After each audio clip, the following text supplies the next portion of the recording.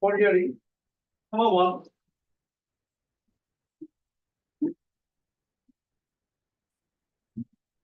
record finish.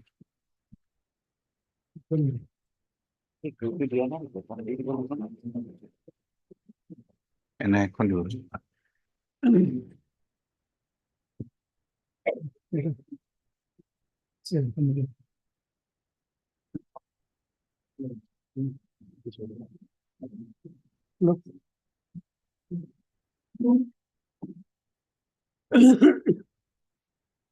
No decision appeal, you know. This is not against any conviction. And I itself provides appeal against any others. So, our court or bail petition was rejected.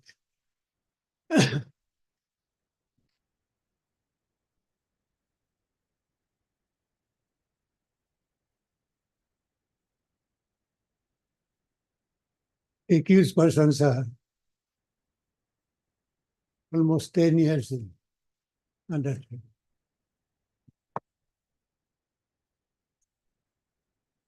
What are their dates of arrest? I'm giving one by one.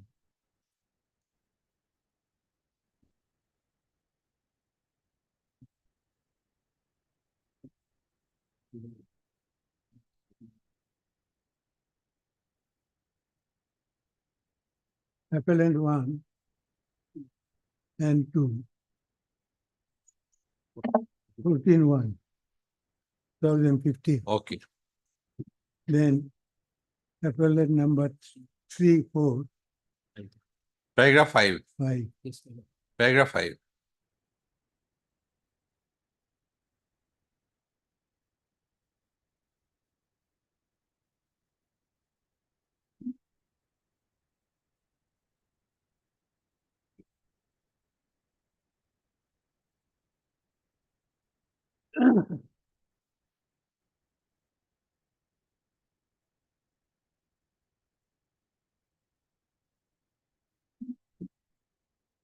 About 9 years plus. Now, my lord, that directly violates Hussain's. And now there was some conservative view, but now about 4 or 5 judgments have come. There's nothing doing. Where the fundamental rights will not be implemented. Delay in trial.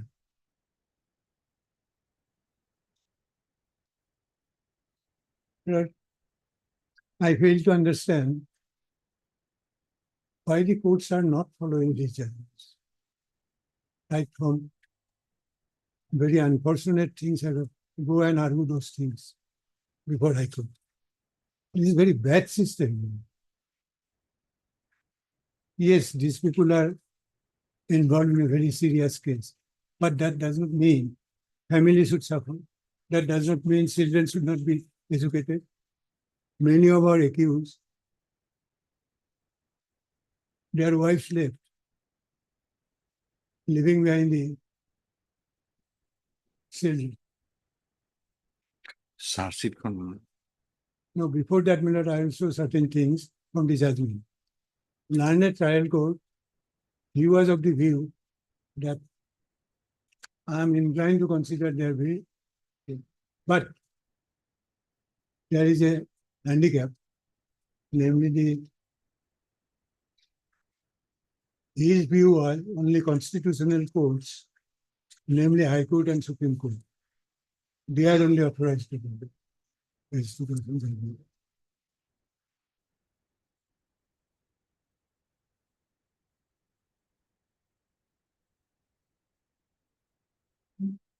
Your Lordship may come to page 33. It starts there.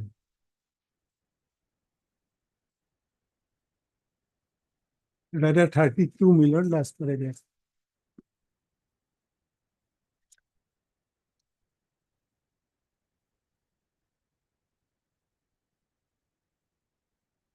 It was submitted on behalf of the accused at 32 minutes.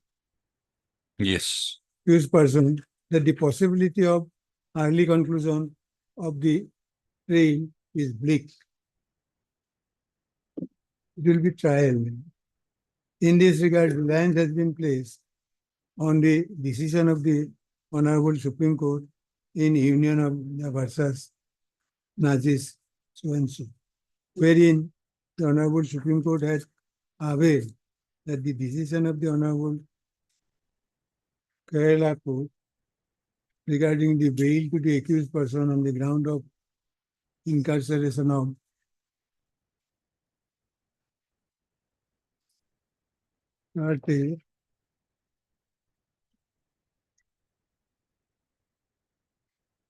however, in the very same judgment, the High Court has stated as follows. It is thus clear to us that the presence of statutory restriction, Section 45(3)(5) of the UPA per se does not out the ability of the Constitutional Court to grant bail on grounds of violation of the Part 3 of the Constitution. Thus clear from the above that it is the exclusive preserve of the Constitutional Courts to grant bail in a case of this nature, where the provision of Section 43(d)(5) of the UPA Act is attractive, and therefore such power cannot be exercised by the special court, regardless, this is important, regardless of the inclination of the court in the given facts and circumstances of the. So, my lord, learned trial court view that he does not be chosen.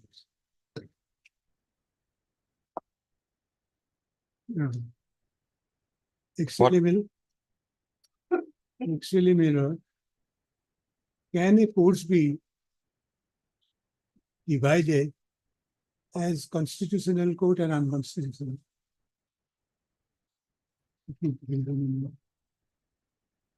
Constitutional.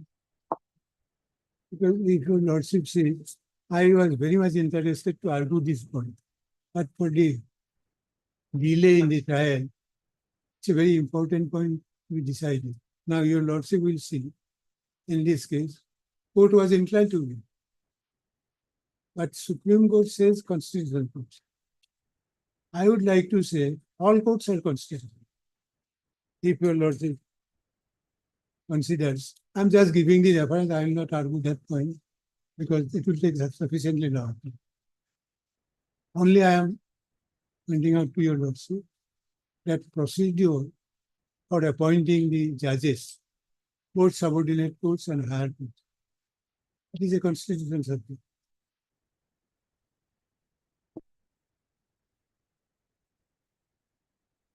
Chapter 6, subordinate courts, Constitution.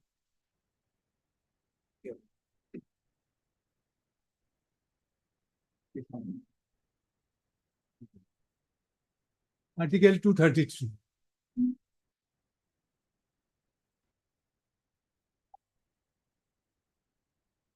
Appointment of district judges. Appointment of persons to be posting and promotion of this. 233 minutes. Yes. Appointment of this chapter 6, subordinate courts. Appointment of persons to be and the posting and promotion of district judges in any state shall be made by the governor of the state in connection with the High Court exercising jurisdiction to such state. A person not already in the service of the union or of the state shall only be eligible to be appointed district judge if he has been for not less than 7 years an advocate or pleader and recommended by the High Court for appointment. What is the difference between the High Court judges, appointment of High Court judges and the Supreme Court judges? the very constitution contains regarding some entire judicial is in the scheme of the constitution. Now, my lord, let me be frank. My lord. Some of the articles and all that, they also say High Court and Supreme Court because they interpret the constitution. I respectfully differ. Where is the law that a session judge cannot interpret? Where is the law if the session judge decides this is a fit case or not to give death sentence or life imprisonment? Is he not interpreting? The larger question, no doubt about it. But I will proceed in that line. Though your lordship may not decide that point as a different thing, but it gives me an impression that Constitution did not divide the court-wise. No way Constitution said this is a constitution, that is a. By interpreting, they are saying they may be right, but subject to further discussion, I find it little difficult to digest it. Because the same Constitution says about High Court judge, Supreme Court judge, the district judge. And procedure of appointment also almost same. A district judge also is appointed from the bar. High Court judge appointed from the bar. Supreme Court judge is appointed from the bar. How can we distinguish? And that too in a matter of holding of Article 20. So I stop short there. Only thing I would like your lordship to proceed, that is why I'm raising this point. Learned trial court, he was inclined. But the Supreme Court has used, there is no bar for the Constitutional Court to give. The idea was probably, honorable judges have the impression that trial court doesn't have power. That is why probably they have used the word Constitutional Court. Now, if we go by the scheme of the Act, I stop short here. Only I pointed out, because the Constitutional Court, if he was of the opinion he has power, he would have granted it. So now, let us come to the Act.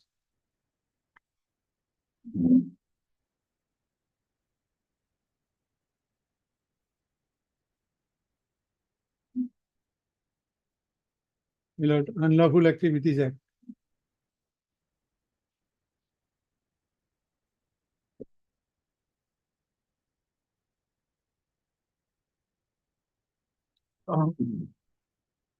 If this expression was used, Now, what are the allegations? allegation was that Adivasi people were attacked in groups.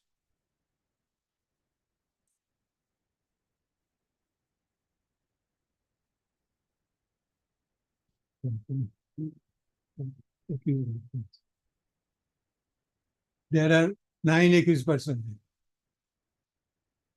One has become a prover.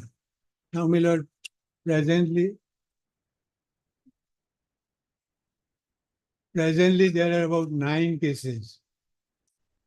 This is one. 30 persons were killed.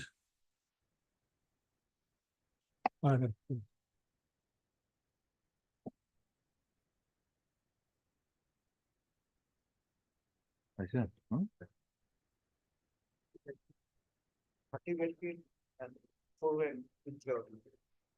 30. But before that, Hmm. lordship only takes certain dates.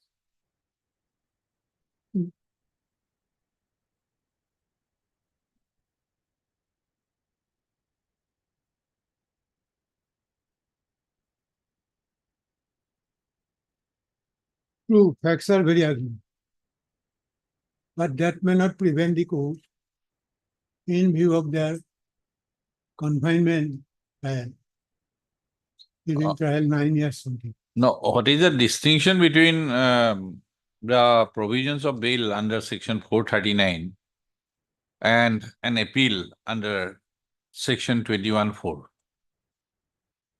Appeal is generally considered to be Against against an order either granting bail or rejecting bail.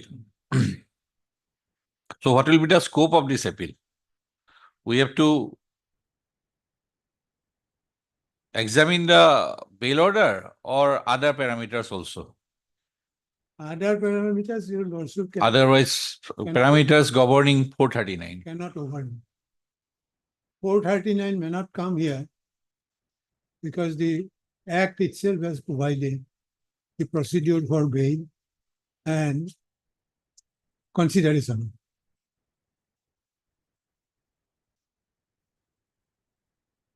Yeah. Other than section 21, is there any other provision regarding bail? Yes, yes. Your lordship may kindly come. Section 43. No, in a NIA Act. Yes, 9. This is unlawful activities prevention. Okay, 43. That is 43 now. Unlawful activities.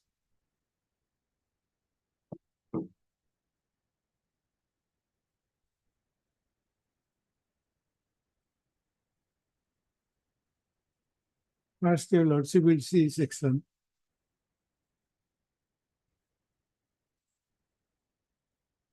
Application of provisions of code. Section 43C. E2. So, the provision of the code shall apply insofar as they are not inconsistent with the provision of this Act to all arrests, searches, which are made under this Act. Then, my lord, 43B.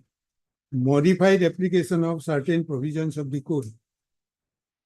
Notwithstanding anything contained in the code or any other laws, every offense punishable under the Act shall be deemed to be a cognizable offense within the meaning of clause C of section 2 of the code. Cognizable case as defined in that clause shall be considered, because cognizance has not been defined in this Act, so they are taking the measure from the code. Section 167 of the code shall apply in relation to a case involving the offense punishable under the Act, subject to the modification in subsection 2. A reference to 15 days and 90 days and 60 days, wherever they occur, shall be constituted as reference to the 30 days, 90 days, and days respectively. That means this is CRPC. After the provision, the following provision shall be inserted, namely, provided further that it is not possible to complete the investigation within the said period of 90 days. The court, if it is satisfied with the respect of the public prosecutor, indicating the progress of the investigation and the specific reasons for the detention of the accused beyond the said period of 90 days, extend the said period up to 108. That means this is a special provision and this is a special act.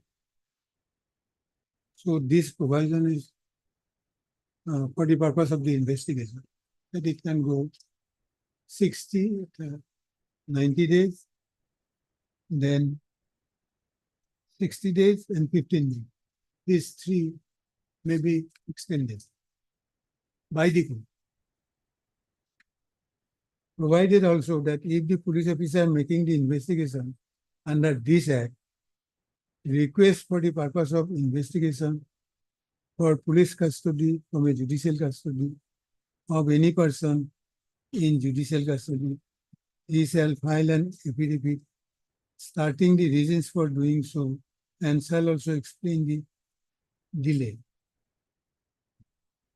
So, that regarding the police custody, a separate provision is made in this.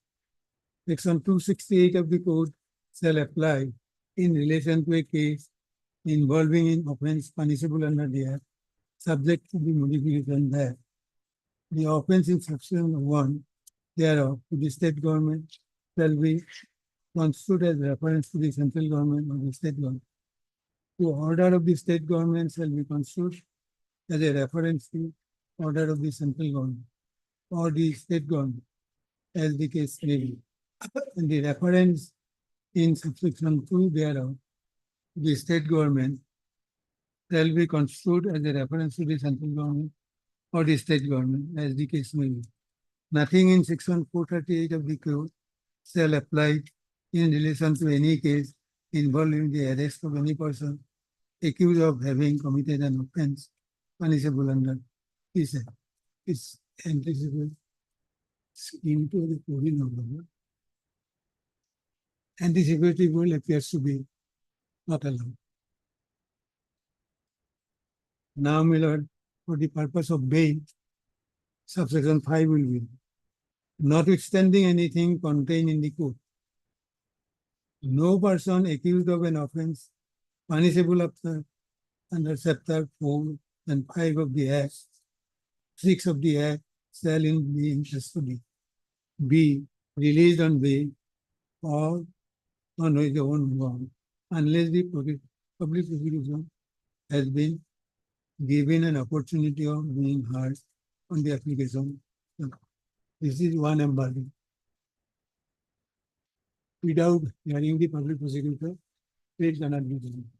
That is not our very much important because here the public prosecutor length.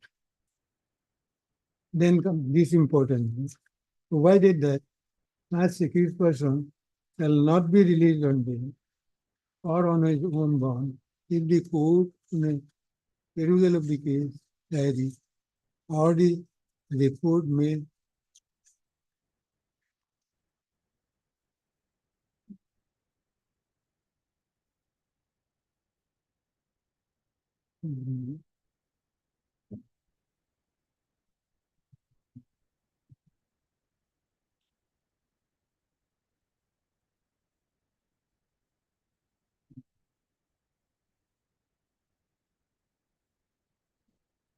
provided that this person shall not be released on bail or in his own bond if the court on a perusal of the case diary or the report made under section 173 of the code is of the opinion that there are reasonably grounds for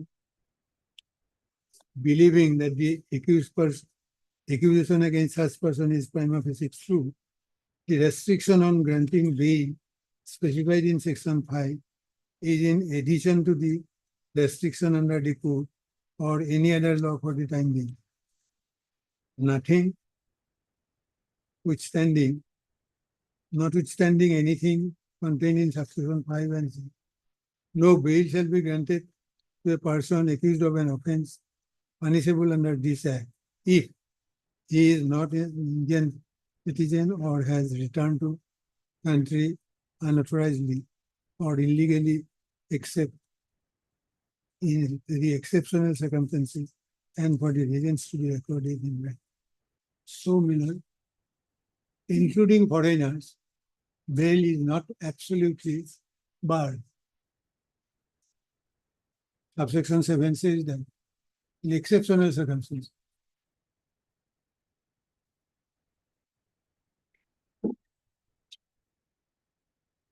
And the Lordship will see, trial court has perused the case diary. Even today, trial is going on. Till now, he has examined about 51 witnesses. What are the offenses with which they are charged?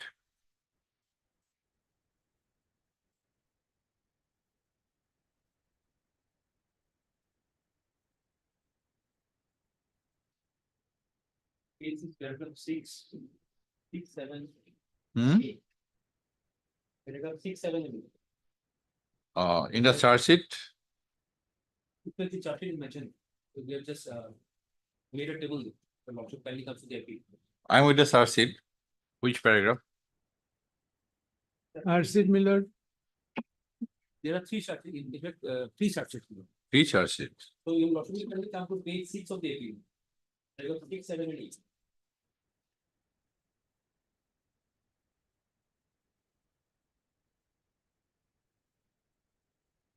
Page 6, paragraph 6, 7, and 8. That's paragraph 6, 7, and 8. Of the appeal. We have mentioned it in a table. because all the accused are not charged under same sections.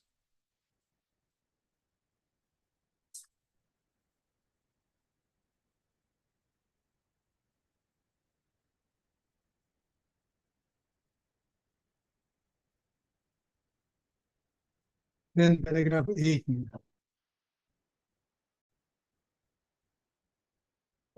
The foreign accused charged How many appellants? 8. 8. Which one is missing? There are 9 accused persons in paragraph 5, 6, and 7. Amre Which one is missing? at page 7. Huh? Amre Basumati. Page A3. He is not there amongst the appellant. Okay. So 18, 20, 18, 20, 18, 20, 16, 18, 20, 16, 18, 20, 16, 18, 20, 16, 18, 20, 18, 20. So these offenses are under chapter 4. yes. Chapter 4. Okay. 18, 16, 18, 20, 16, 18, 20. So 16, 18, 20.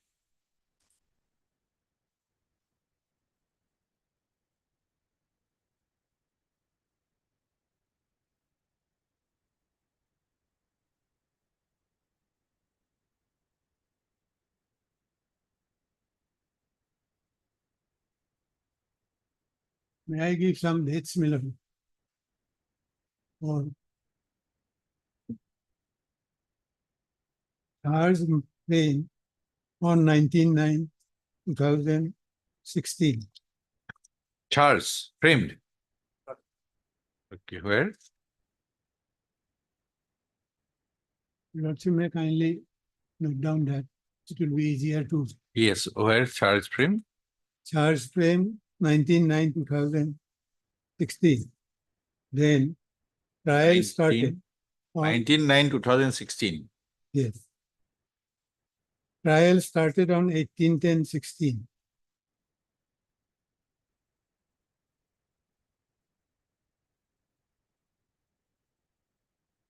FIR laws in this case 25/12/2014. Is it mentioned here in the list of dates? Okay. Mr. Day, Um, we could have prepared a list of dates for our benefit. Okay. And in the charge sheet, how many listed witnesses? 111.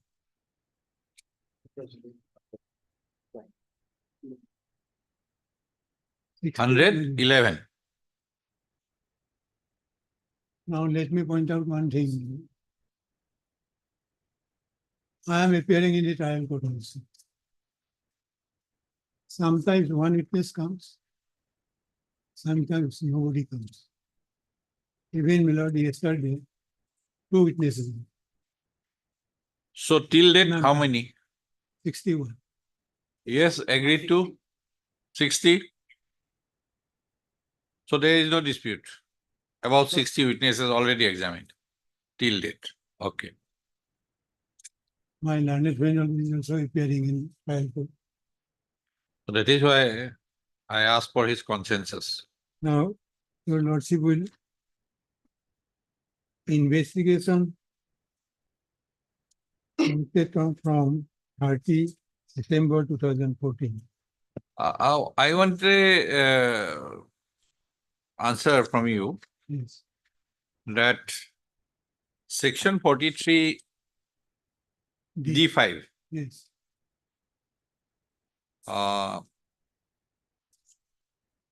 notwithstanding anything contained in the code, no person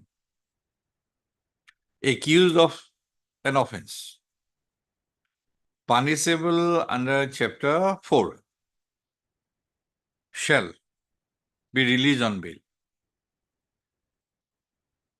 If in So while considering an application for bail, because it is already included in section 16, that if any act has resulted in the death of any person, so other offenses like say Arms Act or IPC offenses are required to be considered or not considered? required to be considered.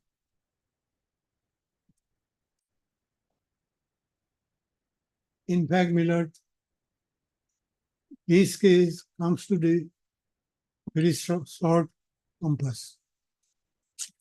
Our main case is delay in trial. Now, how the courts, whatever, the constitutional courts, how it is balancing the provisions of section 43 D5 with the right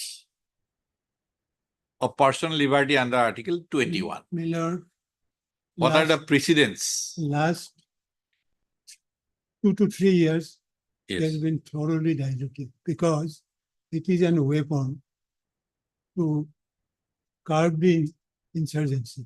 So they are going slowly, investigation. Then there is a office of DIG. Nobody turns up. Why? Witnesses are not. Whose duty it is? Why the one witness daily? There is a separate Miyako. Who will look into it? It is the court who will look into it. That's why probably the trial court says, he said that possibility of concluding the trial in near future is there. Then that is the only consideration here in this case. I am a human being. Maybe he is an accused.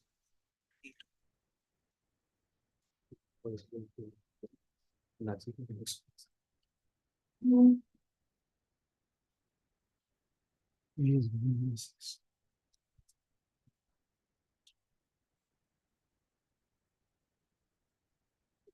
Because it cannot be ignored that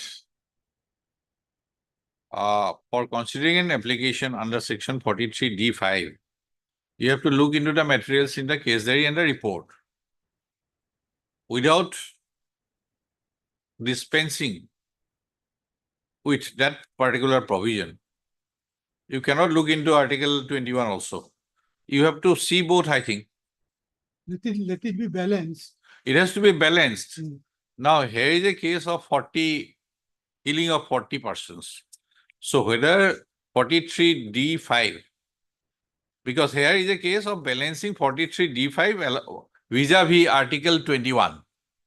I think that is 43 D5 cannot be ignored. While balancing, Article 21 overrides disposition. Who stopped them to complete the trial? Why? Have they given any explanation to delay in investigation and delay in trial? What is this type of things? 10 years a man will have to, that means without even if they are convicted, they will be released. They have served the. These things have to be considered. And when trial court says once more I'll read that.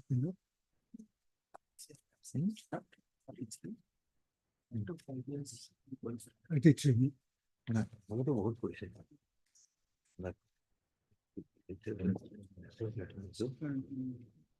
What are those? What are those? What is the rule of Article 21? And it is after all a fundamental right, my lord. Yes. Nowhere it is said in the CRPC or IPC that speedy trial is a fundamental right. Expanding the Article 21, we said in our case, it is now about 20 years. There is no doubt that both the provisions are constitutionally, the 43D5 is constitutionally not held to be invalid. Plus, Article 21 is always available. Where our question is how the balancing act is to be done. That is what, there is no dispute to Article 21. Right to life, right to personal liberty. On that. My first limb of argument, Article 21 or constitutional provision is precedes or overrides these are the provisions. Having kept in mind 43D, nobody has challenged this. There is no scope of English. And with the ugly facts, it is true, courts are also human beings. With the ugly facts, courts are likely to be influenced on the materials available on record. Now, why one witness will come? The trial started 16, 18th and 16th. Well, I go to the extent, if prosecution can give reasonable explanation for this 9 years or 8 years delay in completing the trial, I will withdraw this. Because today Supreme Court has held, delay will over. What the prosecution will get? The day case is over, I will be released. I am bound to be released. These are all will be set off. And their family is devastated. And these two, Miller, when these two groups of NDFB, they have decided to join together. These are one particular group. Now they have arrived at a conclusion, government also. And now, my lords, the cost of the trial is borne by the PTC. That was one of the conditions. Now, I go to that extent. If they can explain delay in trial, I will do this. And why nobody will give an explanation, including the courts? I am grateful to the learned trial court. He said that regardless of inclination of this court, in the given facts and circumstances of the case, then Miller,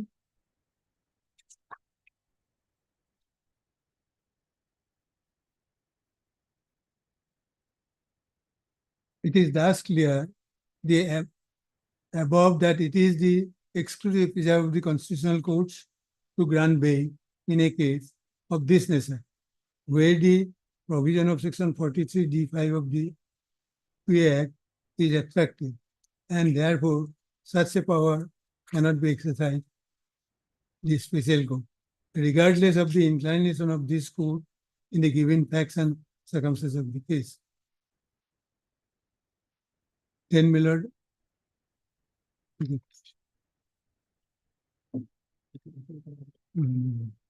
And this is now. 43 brief tweet हो रही है supreme court वालों को ये no तो এটা বলে না ঠিক আছে এক্সক্লুসিভ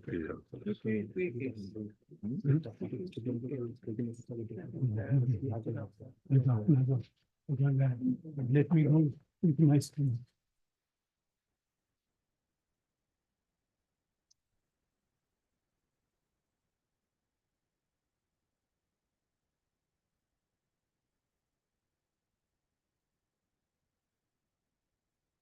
क्यों मेरा harmonise itu dia sebenarnya itu orang ngapain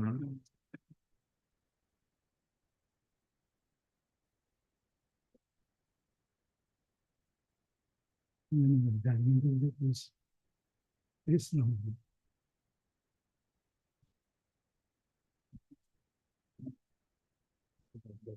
Yes.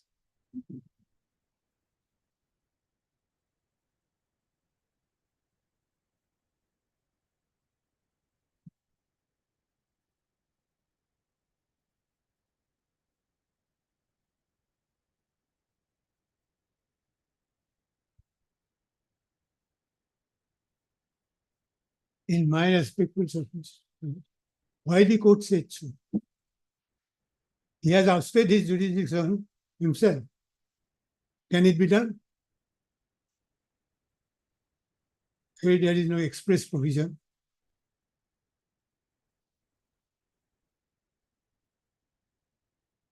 Though he is inclined in the facts and circumstances of the case.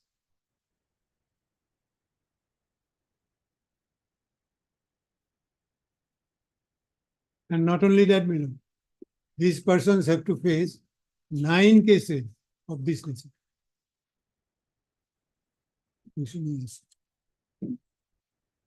Below your lordship will kindly page 32.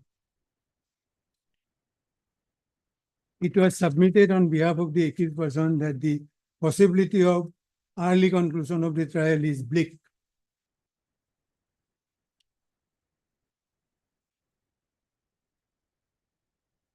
He was in a better position to decide this. From 1916 to 24, only 60 witnesses are examined. what is the trend of examination?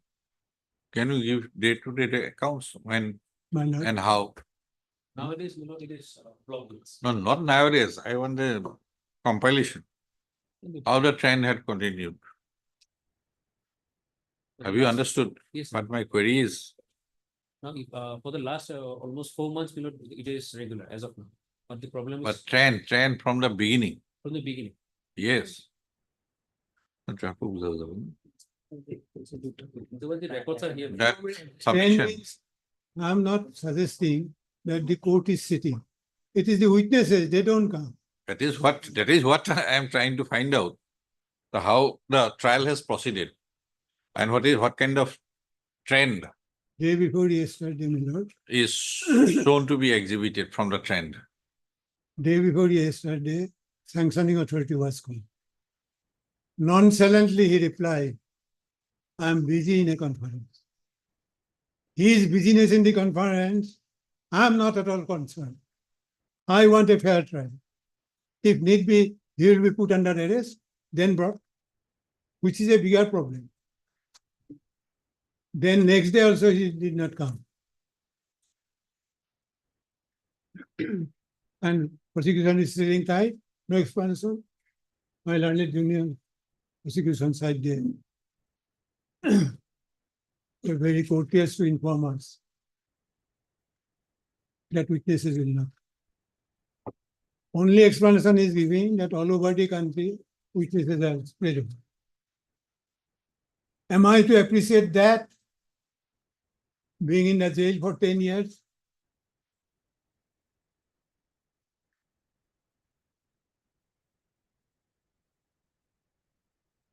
Now, How many charges it was submitted? You Three. said that 3. that is So in the first charge sheet, how I- many listed the, witnesses? I can give that. Same witnesses. But Huh? only thing is If same witnesses, then it is 61. 60. 70. First search sheet submitted. That is why I have asked you, Mr. Day. It is 64. If the same witnesses, then 61 is complete. 60. Please tell.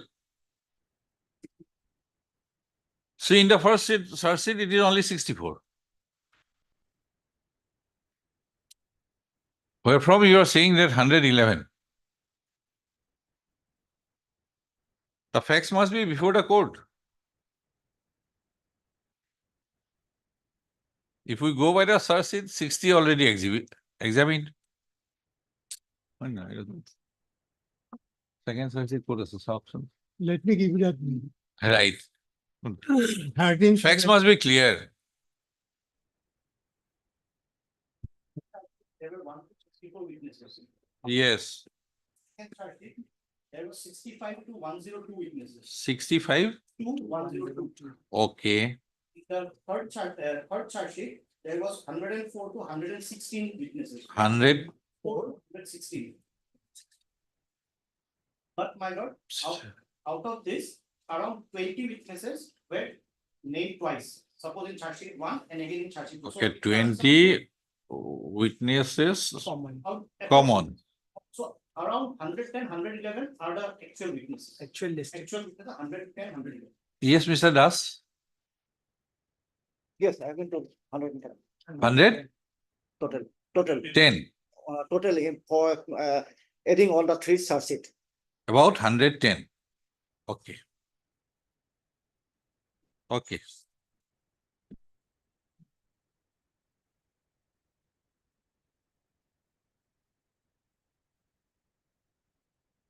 Trial started. On 18/10/2016. Yes.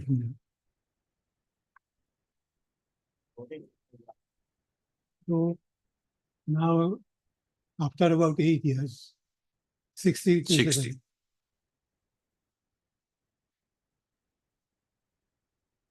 No man having a reasonable idea of criminal jurisprudence will cause so much of problem to the accused. It is not accused family, cell rank. Who will consider? The court has to consider that.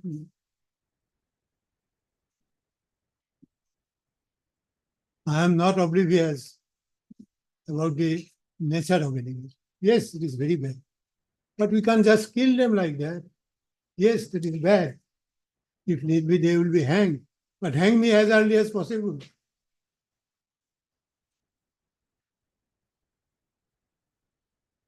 Now, my lord, let me complete this point. That court says he has no power. If he has no power, then who will consider 43D, 5D? And why these provisions are made in this act? Because bail provision is already there. Code. That's why they are. Whenever it is necessary, they can take the help of the. This is that always done. No, whether the trial court has discussed about the materials under 43D5. Yes. Where is the discussion? He says that he has no power.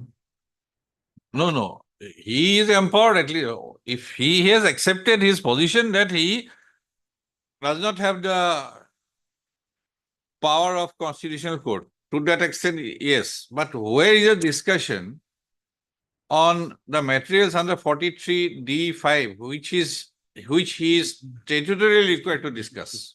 Which part of the order? Let me place the answer. Yes, where is that? He has to discuss the material.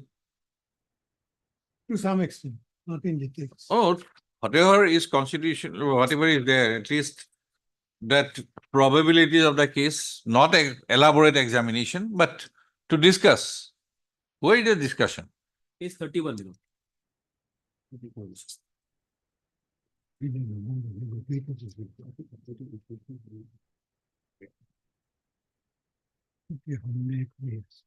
Where is that? Lord, he has quoted fourth. Quoted is all right. My lordship will. He has relied on two decisions of this. court. Decision, okay. Where is the discussion, actual discussion? Page 32. Where is that? Page 32. Consequently, Where is that? Consequently, does in the effort. does in the aforesaid facts. Where is the aforesaid facts? That is, Where are the aforesaid facts? that is,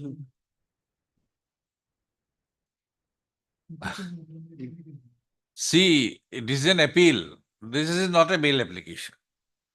Mr. Bhattacharya, I'm Junior Bhattacharya. This is an appeal.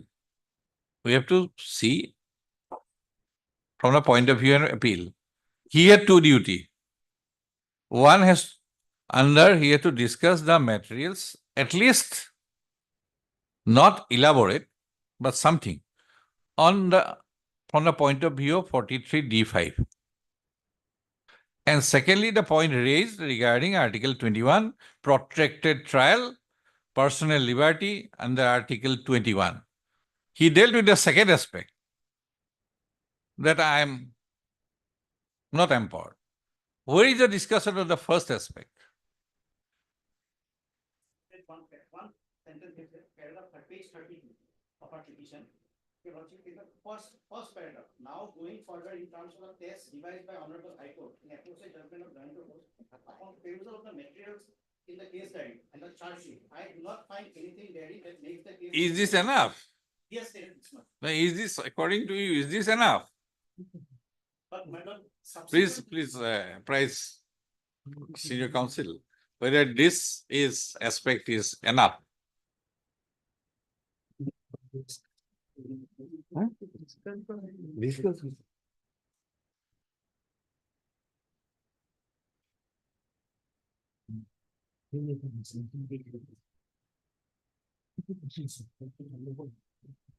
We'll hear you on that aspect Court has also. gone entirely on Article 21.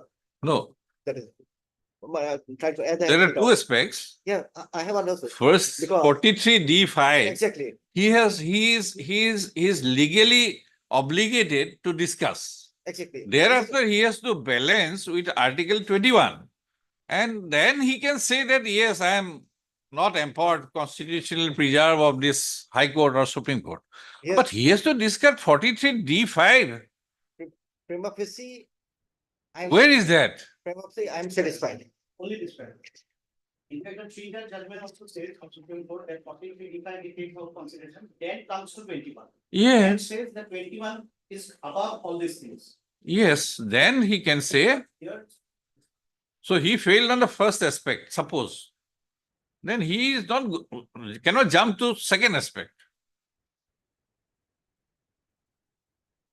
Mr. Bhattacharya, what my query is, have you, whether I can have been successful to convey, is that as a special court, he was under obligation to discuss the materials qua section 43D5 in view of the Jayanto Kumar Ghosh, whatever, all judgments, that at least he has to touch upon the materials in the case diary or the charge sheet.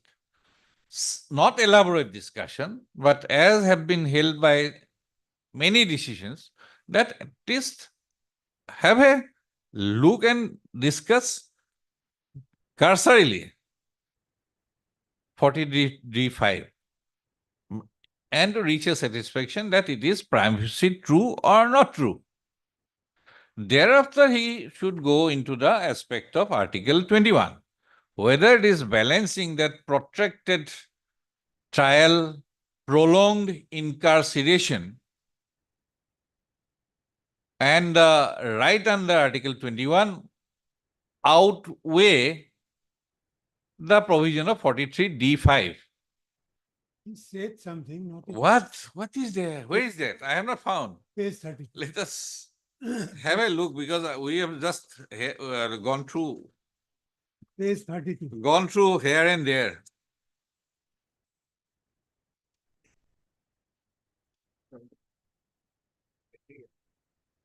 Can I read the entire order, my lord? No, no, I'll look. Not, I'll not give you the trouble. We'll just look. Page 32. Let us go one by one. Page 23, description. Page 24, description. Facts. Then 25, submissions.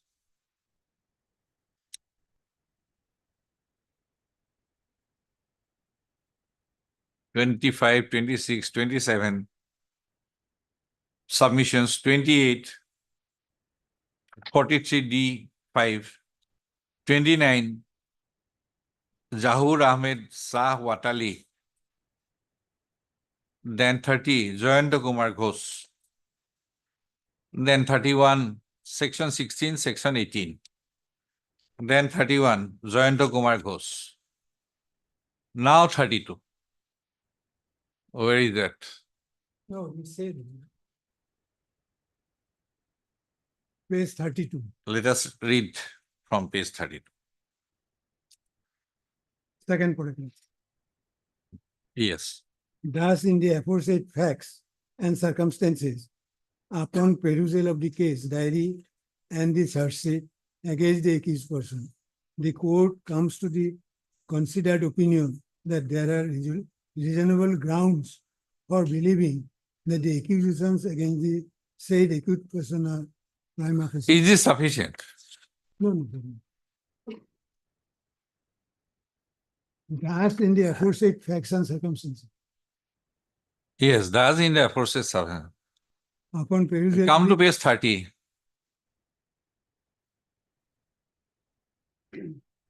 Paragraph 24 of Zahur Ahmed.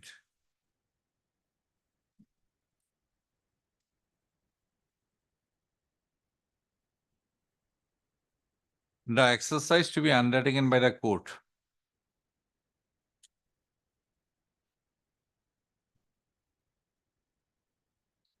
My lord, after the evidence is started, evidence of 60 witnesses examined, he is not to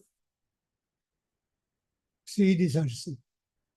He has No, to see the I don't think so. That is a latest, all the Supreme Court decision that you do not join the Kumar Ghosh. No. Those cases were before trial, before recording of evidence. Why should I rely? Court will rely on a police report where the evidence is very much there.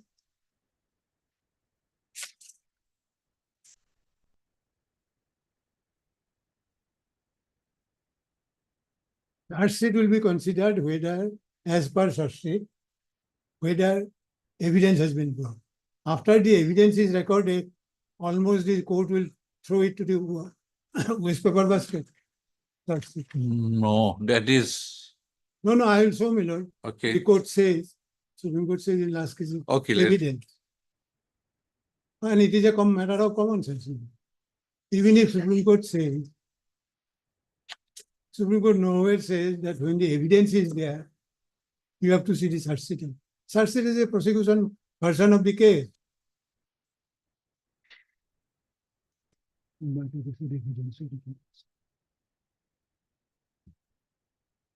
Then if after 60 witnesses or at the time of passing the order, 50 to 60 witnesses were examined.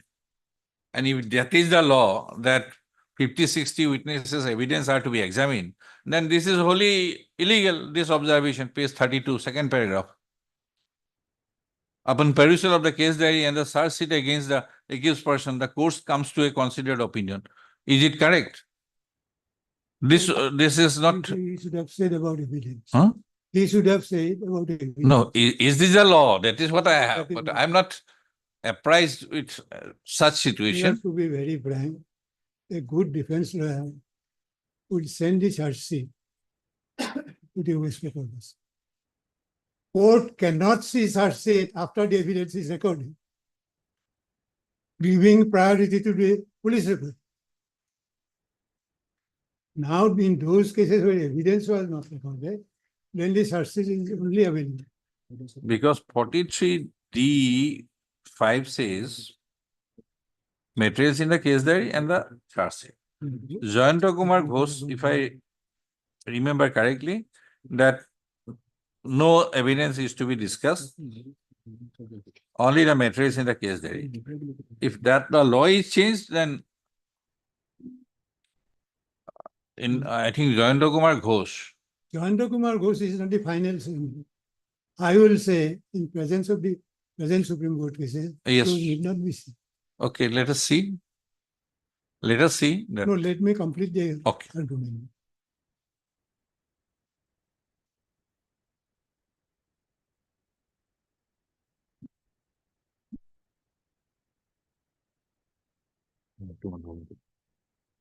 Now, first, my lord, whether he had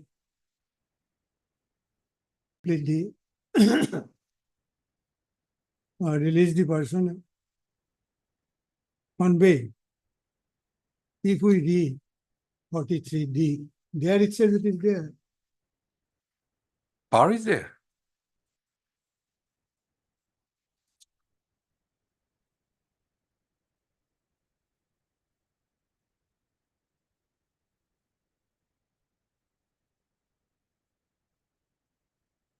See, my lord, scheme of the act.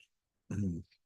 If you cannot complete the investigation within 15 days, police gets a power to apply to the court to extend it. If the trial is not excluded, trial is not completed within such period, what will happen? There are cases, my lord, on this ground alone, delay in trial itself alone, people are released on bail. Now, if your lordship kindly, Trial no trial. এইটো বস্তু আপুনি খুলকে কৰিব লাগিব। তাৰ opinion আহিব লাগিব। কিন্তু কোনো discussion নাথাকিবলৈ কোনো মই কথাটো সেইটো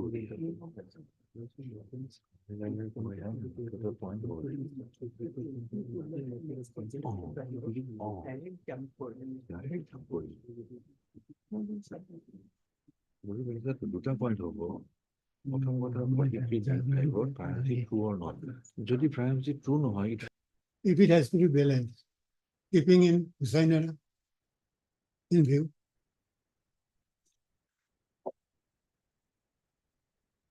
did anybody say that I don't have the fundamental rights? If I have a fundamental right, it is to be protected by the court because prosecution is not going to protect it. So, in my case, 10 years I am facing. And as a result of the protracted trial, I will be released on the very first day of prison. What is this trial? I remain as an innocent as before. Today I am being tried. you are only an accused, charge-sheeted accused. There is an accusation against me. I am presumed to be innocent. Did this clause, presumption of innocence, delay in trial, then callous attitude of the prosecution in bringing the witnesses, none is bothered. Why? Unless the court, the Honorable High Court guides them, he has not issued a arrest of warrant to any witness. So this long it will go 100 years. To come to such an opinion, we need that chronology of events of PWs, appearance of PWs. Mainly submission will not do. How, say, one witness, thereafter, next 2 dates, no witness. We have to find out from that. Without assistance of your assisting counsel, it will be very difficult for us. The entire record has come. Yes, we can do the research. No, Okay. we will assist it. That is what I have been telling Mr. Day. Better to In fact, assist the court. that may not help either me or the court. We are conducting the trial at great difficulty. For another important point, I have appeared in this. Otherwise, I would not have accepted this. Witness comes, my lord, for seizure list, there are witnesses 4. They will bring all. Of course, it will be delayed. Who will teach them? Answer. The learned friends are saying, no. The police wants that all the witnesses should be examined. What is going on in this country? After trial, it is the court. Court can refuse. No, I am not going to. Yes. I distinctly remember, my lord, in an election case, the petitioner made a statement to this High Court that I have another 300. Court chose it. Please go to somebody. To continue the trial is another punishment for long tenure. And they achieved that. I will not name. A DGP says that even if they are acquitted, they are bound to be acquitted if the period is over. My purpose is served. I am sorry, my lord, it may not be correct. All these considerations are not being considered today by any court. What happened, my lord? Categorization was detained. Deputy Chief Minister was detained till today. There is no search. Why court can't say that if you do not find the search, even after 190 days, investigation is closed? Heaven will not form. Whether these accused persons have got a right to educate their children. Children can satisfy themselves that yes, my father was convicted, so he is in jail. But he is an innocent man. You are detaining him. And then the court says, court can hold a trial, can convict, but he cannot give bail. Astounding. If we read, public prosecutor has to be heard, then merit be considered. Who will consider it? Even this act has got a lot of problems. Number of times it is amended. So in my respectful submission, had it been a case of conviction, then I would have argued the first point, whether constitutional courts. But that will unnecessarily delay the proceedings. So,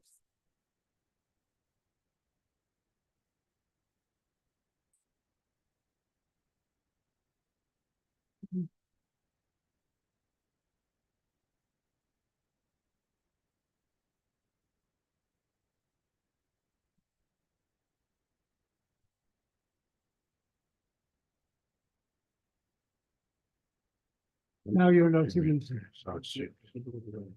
Third supplementary and third.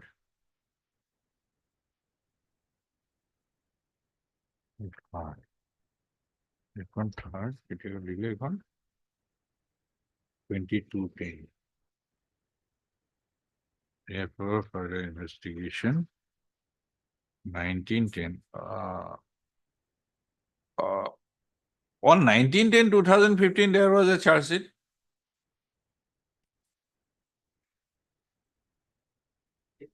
Yes. First charge sheet is on when? 13/7/2015. First charge sheet? Then 13/7? 2015. Number 1 to number 4 Number accused. 2015. Then 19/10/2015. Then 2015. 15 for 5 and 6. Okay, there is a final charge sheet. Not final searching. Oh, third. That is not even supplemental. That is, What are the actual nomenclature you have? no, let me give that. 13/7/2015, accused number 1 to 4, search it submit. This is another tactics of delay. Then below 19, 10, 15, accused number 5 to accused number 6. That's not only second. Supplementary, no, we do not say supplementary. Then Miller, 19 to 2016, third supplement. That is for 7 to 9. What is the logic? If not, to delay. Such a big case, the Lordship has seen so many people. You only investigate up to accused 1 and 4. Then 5 to 6, only 2. Then comes 19 to 2016, 7 to 9. Is this the way of investigation?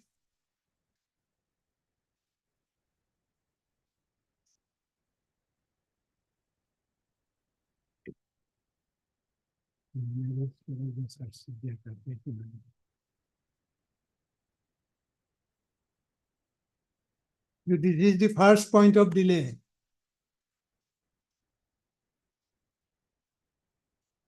I can understand, Miller, if there are 3 cases for it, A to 4, accused 5 to 6, then accused 7 to 9.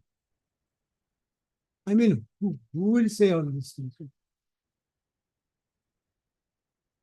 First, delay starts in the investigation. And if your lordship talks to people, they simply laugh away. Say to hoga. This is their reply.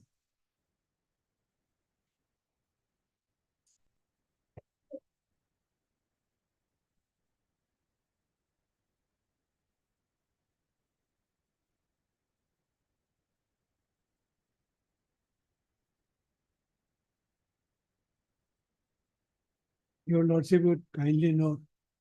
So far as first search is concerned, the incident was of 25/12/2014. And first search it was submitted on 13/7/2015. Oh, sorry. Yes. That was not that delayed charge sheet because of provision of 180 days. But subsequent 2 things No, the that they charge sheet 37 for only 4 accused. That means at that point of time, other persons were not accused. Or you did not consider. I have understood your point.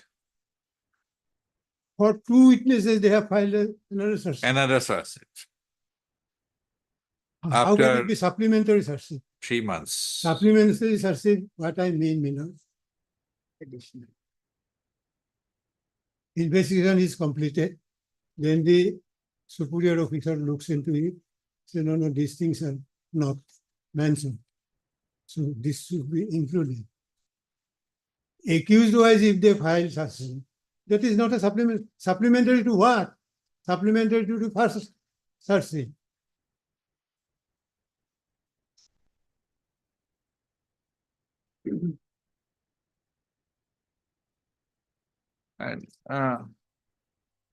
And what is this? This search sheet?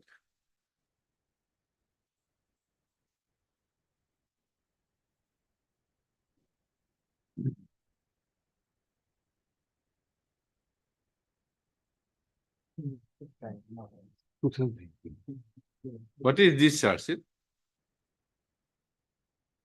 In this charge sheet, no cognizance was. Okay. Okay. Otherwise, it is 2019. Against somebody.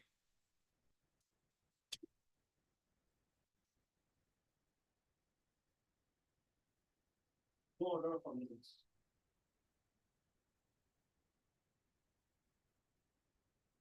Vishnu Goyari. Z. Biday. Haranga Jaila. Yes, Mr. You file another search sheet in 2019, third supplementary search sheet, this one. Yes. on 22/10/2019. My lord, Special court has seen it, endorsed it. Not declared, so it will not provide it to us under 206. Okay, but court has seen it. You went on submitting charge sheet till 2019. my lord, and that I'll just read, although only two paragraphs there. No, okay, you will write. My lord, because Okay, later on, then the evidence has come. Let him complete. Yes, And I'm sorry to interrupt, just to know about the facts, because we had noticed another charge sheet.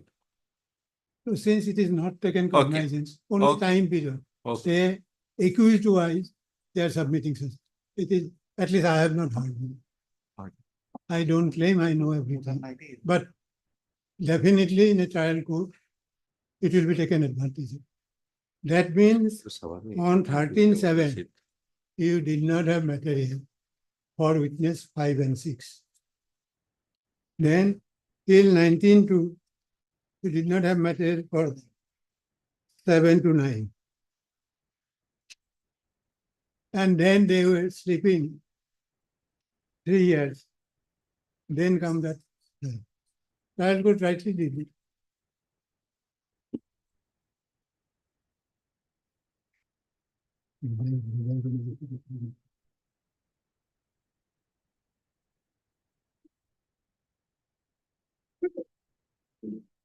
One thing I must point out, yes, the Unlawful Activities Act 1967, it does not provide for trial, or does not provide for bail and all that, or appeal. It is only the NIA Act, the Act, Section 21. Appeal is provided. 21/4. No, in the UAPA, it is 43D5 bail. Then thereafter, otherwise, if NIA would not have been there, there could have been a 439 application. But because of section 21/4, now it has become an appeal. Hmm. There cannot be 439 application. That is why I have asked at the first beginning that whether, while considering it is to be simpliciter, appeal simpliciter, or anything of 439 is to be. No, 439, wherever this act is silent. 439, I mean, CRBC will come to me. So we have to test the order from the perspective of an appeal, sitting as an appellate court. We have to test the bail refusal order from the perspective of an appellate court. Then two things are to be examined. One is 43D5, whether correctly DT and the 43D5 is correctly discharged by the special court. And second, that his observation regarding Article 21 is correctly observed or not, without going into the parameters of 439. Is it the correct way to go into the bill? This appealing, your lordship may even ignore the judgment. Huh? Trial court judgment. Oh, cannot, because it is an appeal. We cannot ignore it. But the case hinges on 43D. Right, no, that is what. No, my lord. This one is, suppose the appeal is dismissed on the ground, then there will be violation of the article section 21. Because the judgment is bad. That's why your lordship cannot. No, give me bail. yes, No, no, Mr. What I am saying that appeal is continuation of the original proceeding otherwise. And it has full power to appreciate the grounds either by which the bail was allowed or not allowed. Now it appears for a trial court, special court, in a case involving UAPA offenses, at least one primary duty is to discuss the material, whatever, QA 435, 443 D5.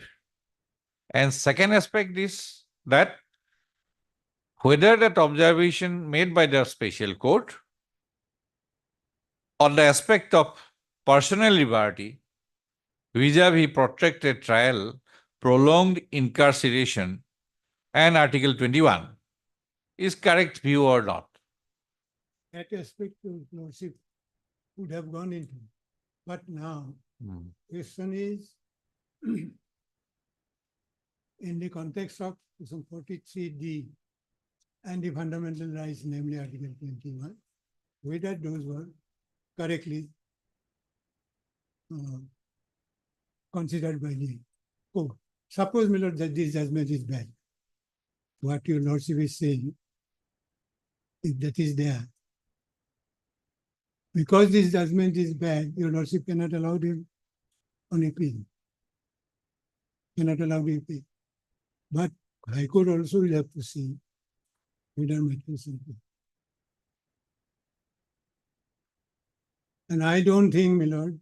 No, what I am saying, we as an appellate court, we have the power to reappreciate and reappraise the entire evidence and come to its own finding. That is what I am saying. So far bail is concerned.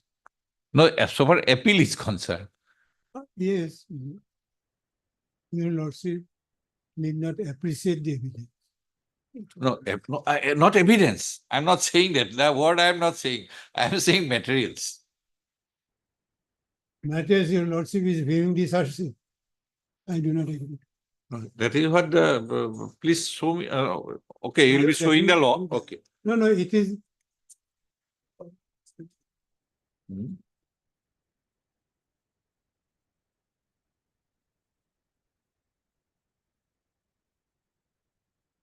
In the third supplementary charge sheet, court has observed and issued NBWA to that person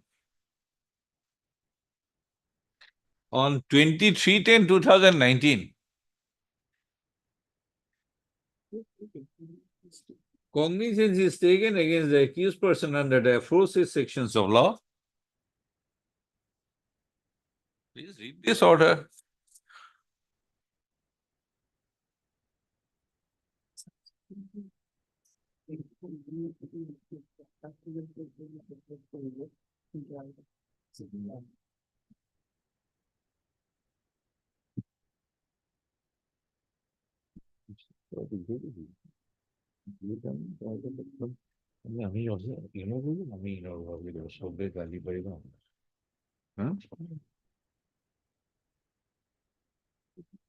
Oh.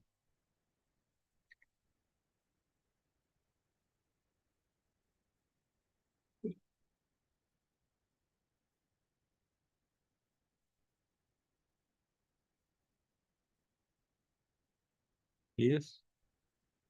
Are you sure? This is the order. This. There is an order from trial court. This order is somewhere. We also do not find it. It is a part of the case record. So be careful in submitting on facts.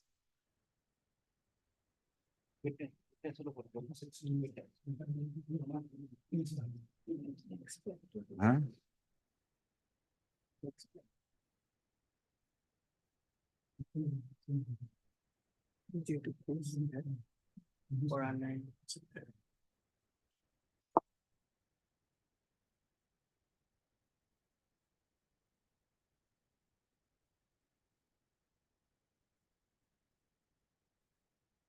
Yes. Not very much on the trial court judgment. Only I have pointed out trial court judgment is important as he had stated the jurisdiction, his jurisdiction. Now, suppose, my lord, I have considered the bail petition. I don't find any material. reject. I will come on appeal under this act. Then your lordship has to consider all.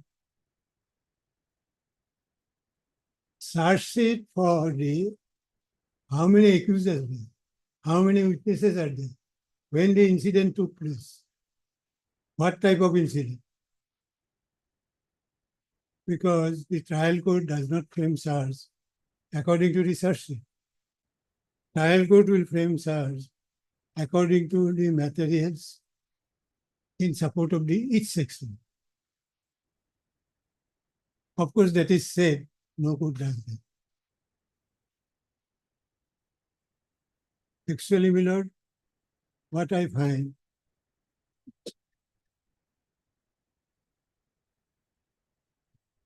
it is better if the criminal trial is not held. The way things are going on, they will come, they themselves will say, they will still know. In 10 years, is it possible for an accused to engage a lawyer and conduct the trials? We took over with my lord. In the midst of the trial, your lordship will be surprised to see a lawyer of sufficient standing. He has been doing this case free of cost, right from 1960. When the BTC said that we will take care of this case, then only lawyers will go. And which lawyer will go for 9 cases every day, then come back? No witnesses. Can my learned friend give an explanation? He is supposed to come prepared for that.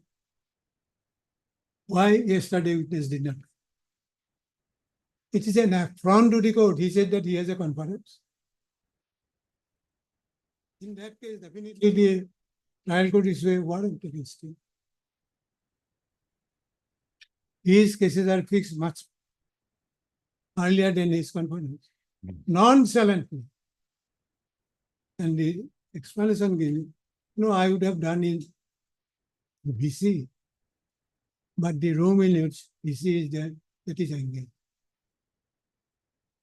These are the reasons for this case. Is it a fair trial? Fair trial, but each stage it has to be considered, right from investigation.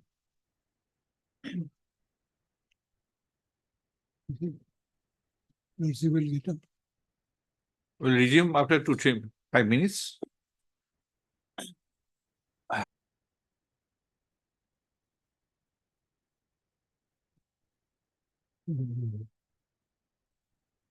Order framing has to go to the substance. To 18/10/2006, 19/9/2006.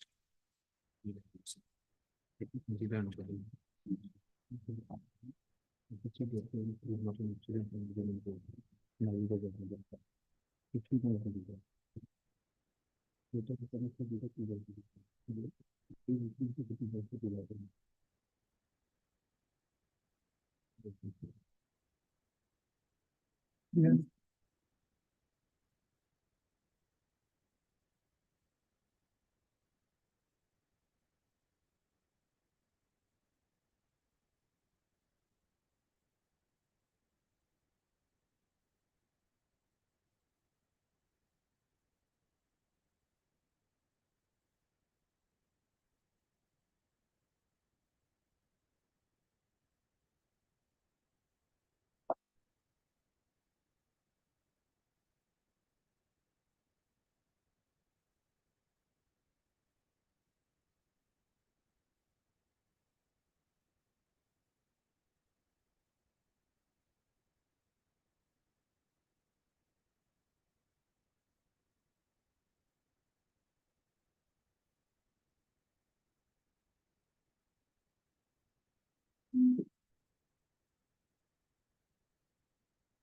Let me place the subsequent cases.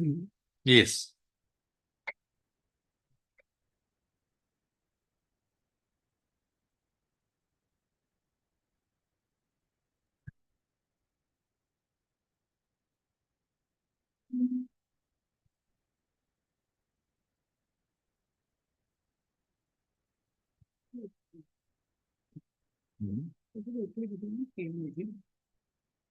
He has conflicts. About nine.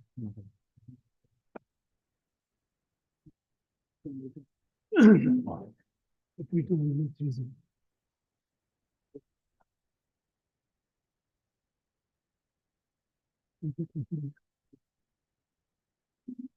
You know, this is the only three judges bench.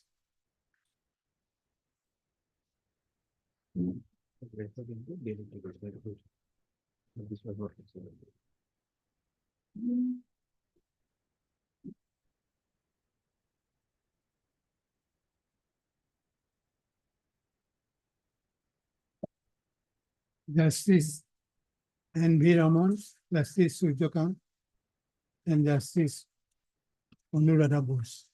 Last page.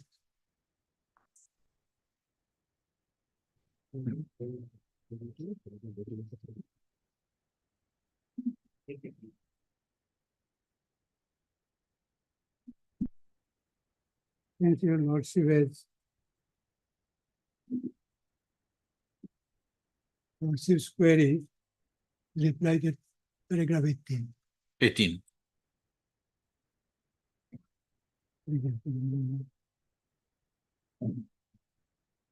I'm reading it out. It is thus clear to us that the presence of statutory restrictions like section 43D5, the UAPA, per se does not house the ability of the Constitutional Court to grant bail on grounds of violation of Part 3 of the Constitution. Indeed, both the restrictions under a statute as well as the powers exercised under the constitutional jurisdiction can be well harmonized. Whereas at the commencement of proceedings, courts are expected to appreciate the legislative policy against the grant of bail, but the rigors of such provisions will melt down when there is no likelihood of the trial being completed within a reasonable time, and the period of incarceration already undergone has exceeded a substantial part of the prescribed sentence. Such an approach would safeguard against the possibility of provisions like section 43D5 of the UAPA being used as a sole metric for denial of bail or for wholesale breach of the constitutional right of speedy trial. 19. Averting to the case at hand, we are conscious of the fact that the charges leveled against the respondents are grave and a serious threat to the societal harmony. Had it been a case at the threshold, we would have outrightly turned down the respondent's prayer.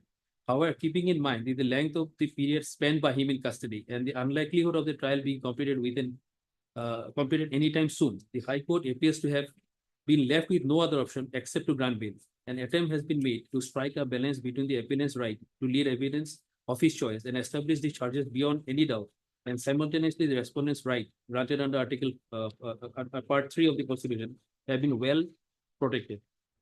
Yet another reason which persuades us to enlarge the respondent on bail is that 43D5 of the UAP is comparatively less stringent than Section 37 of the NDPS.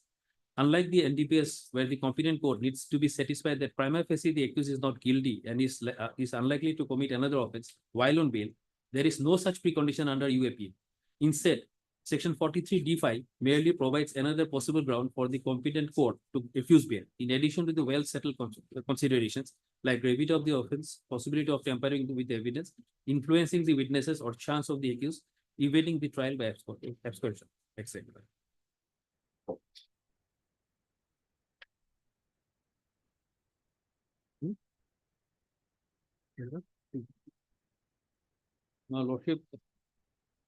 Now, Lordship, this is a case, my lord. Paragraph, Lordship will kindly refer to paragraph 2. Here is the case of 16, 18, 19, and 20. 16, paragraph? Paragraph 2. Oh, yes. The present appeal has been preferred by the Union of India through the National Investigating Agency against an order dated so-and-so of the High Court of Kerala at Erkulam, where bail was granted to the respondent for an offence under section so-and-so, so read with section 3 of the Explosive Substance Act and section 16, 18, 18B, 19, and 20 of the Unlawful Activities Prevention Act 1967. So in this case, my lord, bail was granted by the High Court. That was challenged, my lord. The Honorable Supreme Court held that, my lord, the High Court had rightly granted bail on the ground of delay in trial. Here was a case where there was a 5 years delay. 5 years in, they were languishing in jail for the 5 years. Ajit.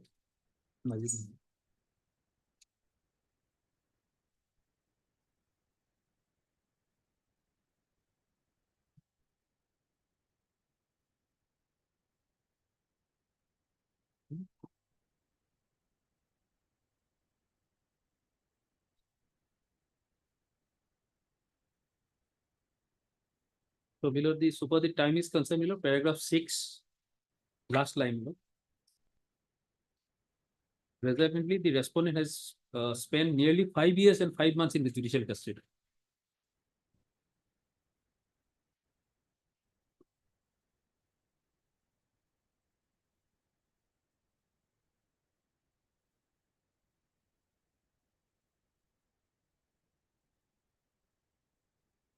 In fact, paragraph 8, last line,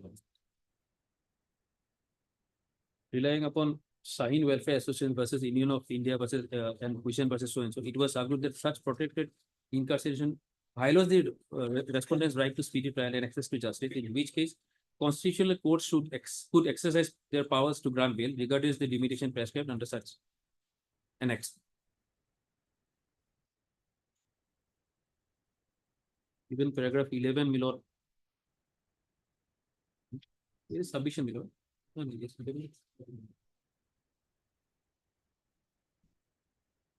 paragraph 11, my lord. It is the fact that the High Court in the instant case has not determined the likelihood of the respondent being guilty or not, or whether the rigors of section 43D5 of the UAPA are aligned to him. The High Court instead of appears to have exercised its power to grant bail owing to the long period of incarceration on the and the unlikelihood of the trial being completed any time in the near future. The reasons assigned by the High Court are apparently traceable back to Article 21 of our Constitution, of course, without addressing the statutory embargo created by section 43D5 of the UAPA.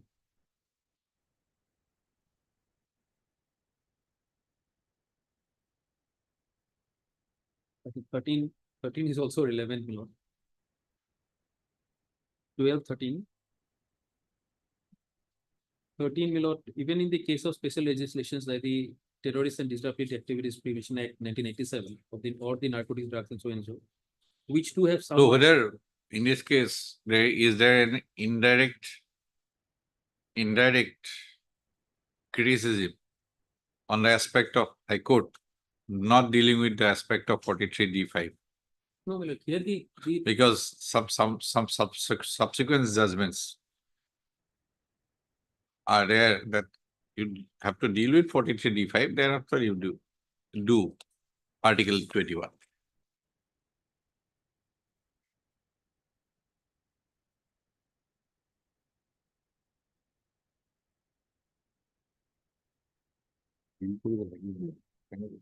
Indirect criticism in there. So in fact, no, there is a subsequent judgment of Judges Javed Ghulam Nabi Sheikh. Sorry. Yes.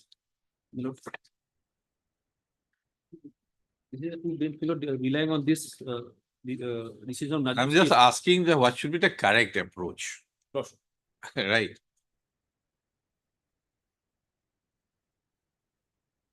This is a subsequent judgment, my lord.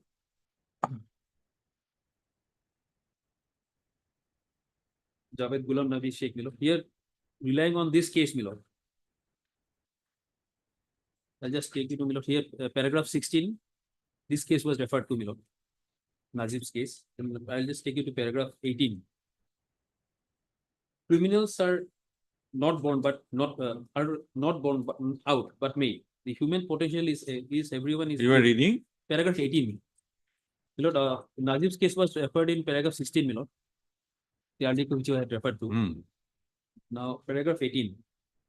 Criminals are not born out, but made. The human potential is everyone is good. And so never right of any criminal is beyond redemption.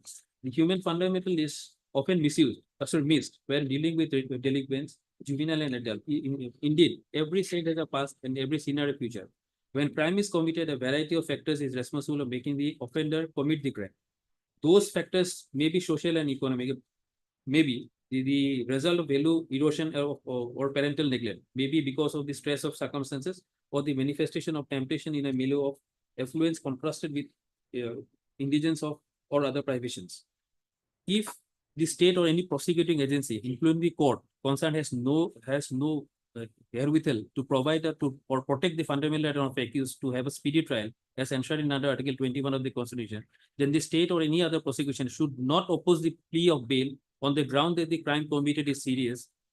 Article 21 of the Constitution applies irrespective of the nature of the crime. We may hasten to add that the petitioner is still an accused, not a convict. The overarching postulate of criminal jurisprudence that an accused is presumed to be innocent until proven guilty cannot be brushed aside lightly, however stringent the penal laws may be. We are convinced that the manner in which the prosecution agency as well as the court have proceeded, the right of the accused to have a speedy trial could be said to have infringed or thereby violating Article 21 of the Constitution. In view of the aforesaid, this appeal succeeds and is allowed. The impugned order passed by the High Court is set aside. The appellant is ordered to be released on bail, subject to the terms and conditions which the trial court may deem fit to impose. However, we are our own would impose the condition that the appellant shall not leave the limits of Mumbai City so and so. So this is the Miller. This was of 3rd of July 2024. Relying on Mr. Najib's case. And in fact, Milord was by Justice Ujjal Bhuya Milord.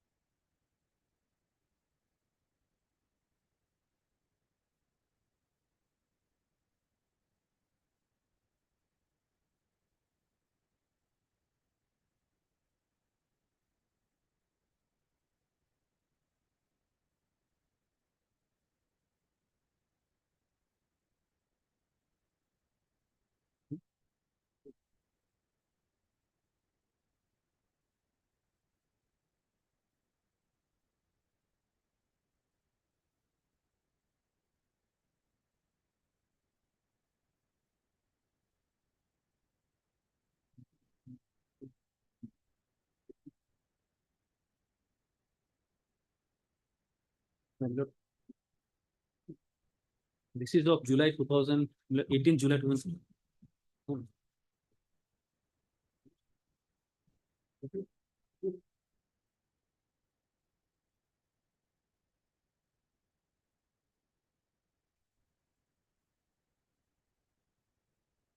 Here was the case, Milord. Lordship will kindly come to page paragraph 15. Paragraph 15. Here, Milord, the accused is in jail for more than 9 years. Similar to us. Paragraph 15 below, internal page 7. 15.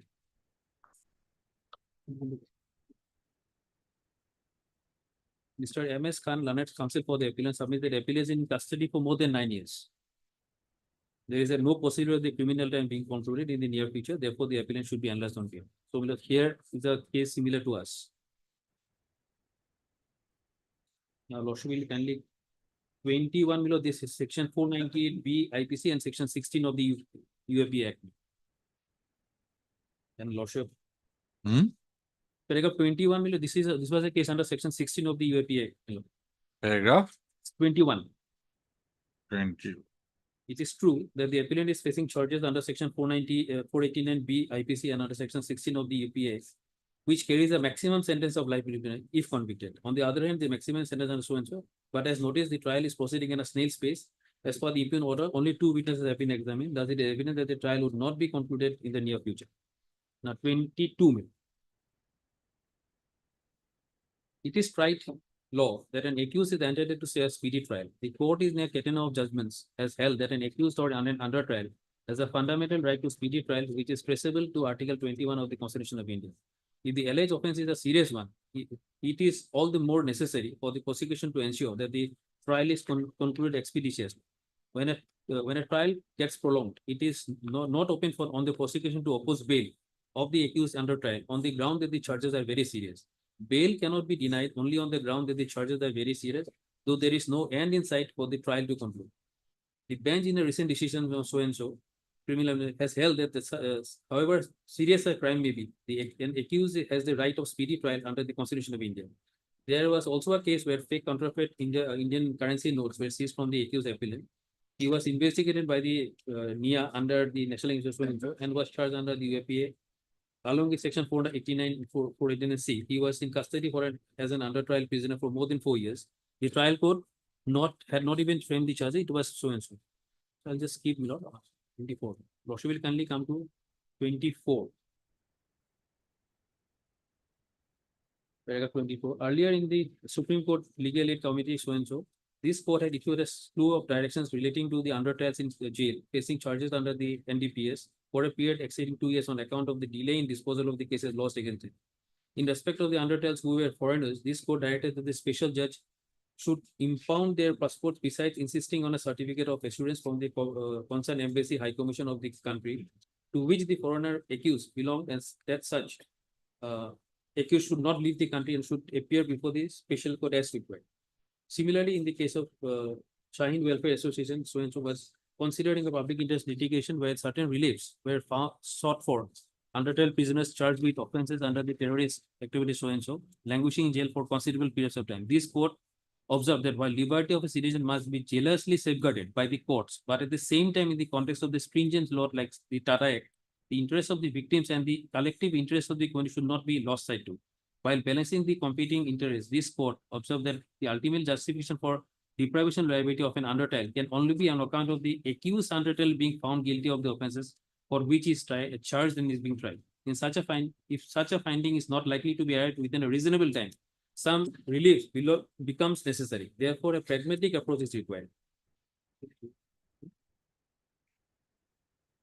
Angela Harris Sonatke versus Taylor so in the case where the accused appellant was charged under various provisions of the UAP Act as well as under the IPC, he sought for bail. This court observed that undoubtedly the charges are serious, but the seriousness of the charges will have to be balanced with certain other facts, like the period of custody suffered and the likely period which the trial can be expected to be completed. In that case, if it was found that the appellant accused was in custody since April 2011 for over 5 years, the trial was yet to commence. A large number of witnesses were proposed to be examined. It was in that context that the appellant accused was directed to be released on bail. Now, here Najib's case was referred to, Milord, page 27. 27 2, Lordship. This Watali's case was referred to here. Referring to the decision of this court in Nia versus so and so, the court opined that the High Court in that case had virtually concluded a mini trial and determined admissibility of certain evidence, which clearly exceeded the period limited scope of the bail proceeding. Not only was it beyond the statutory mandate of the prima facie assessment under 43D5, but it was premature and possibly would have prejudiced the trial as well. It was in this circumstance that this court in Jerso and 1 minute. Referring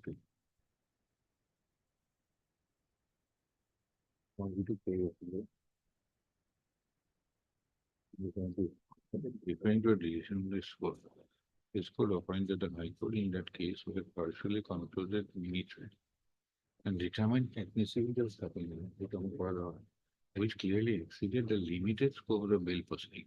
Not only was it beyond the statutory mandate of privacy assessment of under Swedish. So you're taking me evidence of this for more. By the way, do you have that Waterley judgment just for a moment, just for our clarification, not for the purpose of this case? Okay, okay. Okay, otherwise we will have. Okay, continue. Paragraph 28. We are in the respectful agreement with the reasoning given in K and Azir regarding the decision of Judge so and so. That this decision so and so has to be read and understood in the context in which it was rendered, and not as a precedent to deny bail to an accused under trial suffering long incursion with no end in sight of the criminal. In the Waterley's case, my lord, the investigation, my lord, the trial had not started.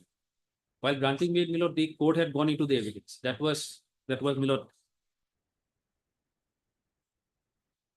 Paragraph 29. Going back to K. Najib Sapra, the court thereafter proceeded to hold that Section 43(d)(5) of the UAPA does not oust the ability of the constitutional courts to grant bail on grounds of violation of Part 3 of the Constitution.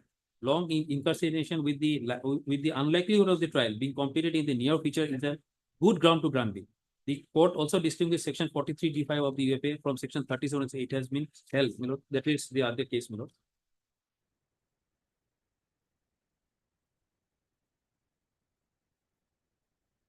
Now look paragraph 31.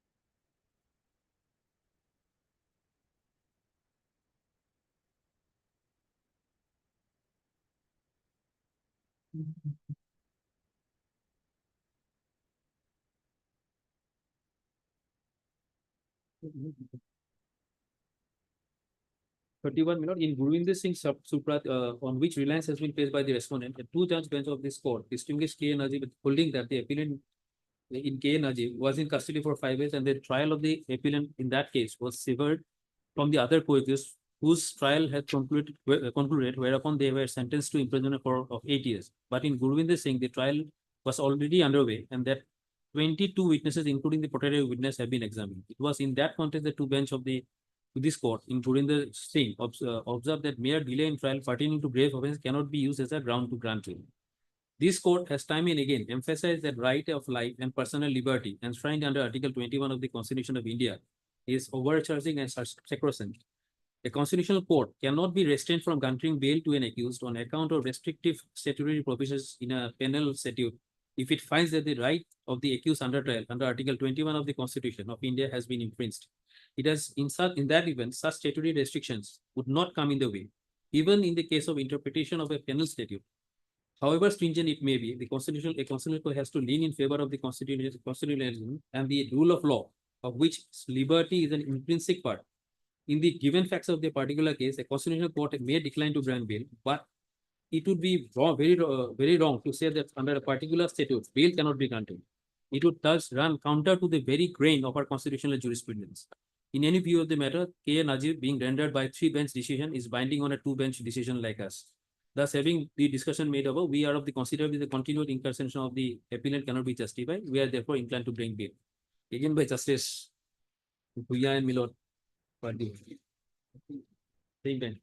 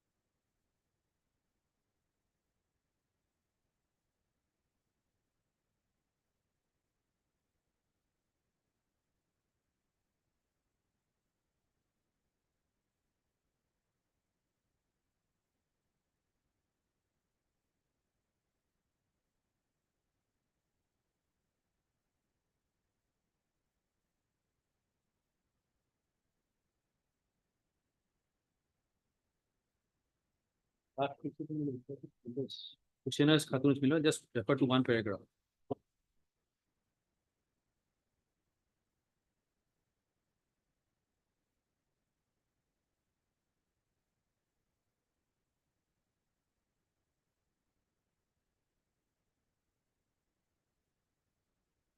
Of 1918.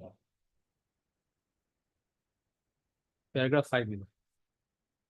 Last two lines.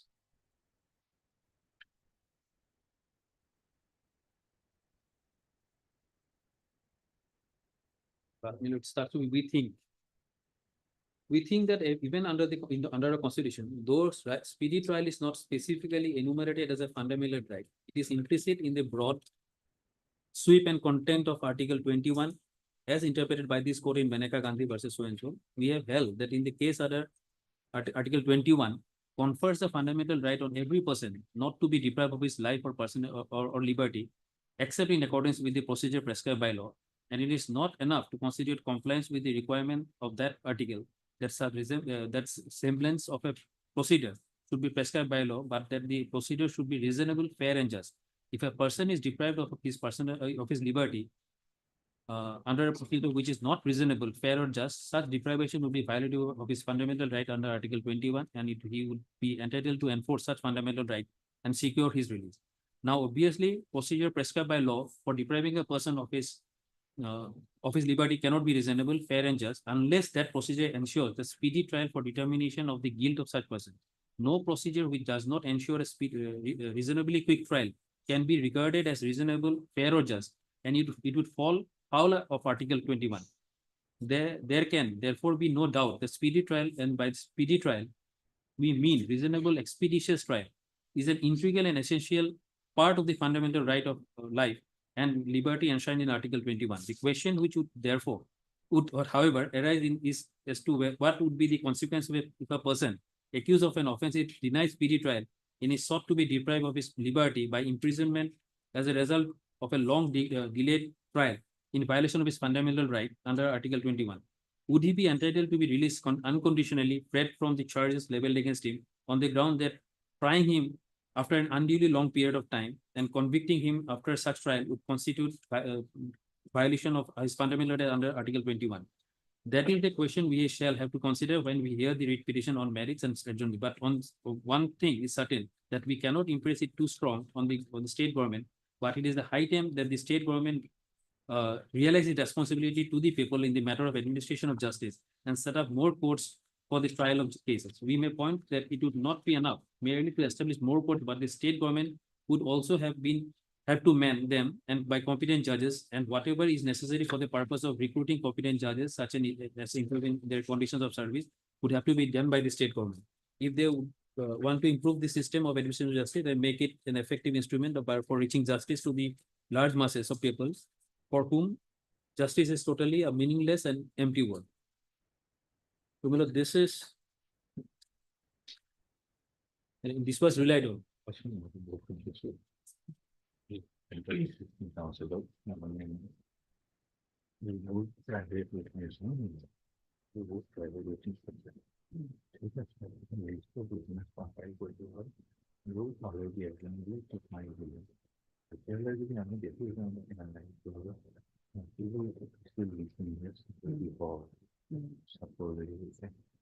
Police for novel officer, senior medical officer. And the meaning of it is not trades, not protection of and maybe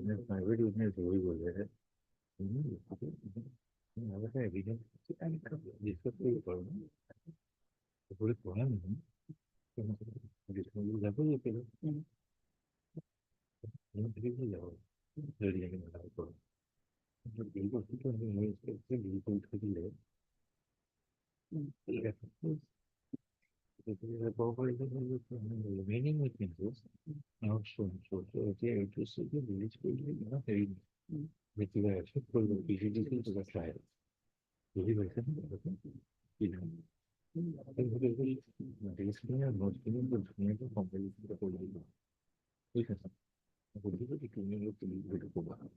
Yes.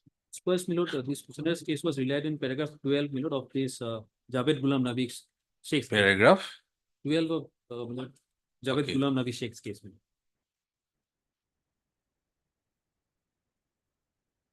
So right to speedy trial or expeditious trial is a fundamental right imbibed in Article 21.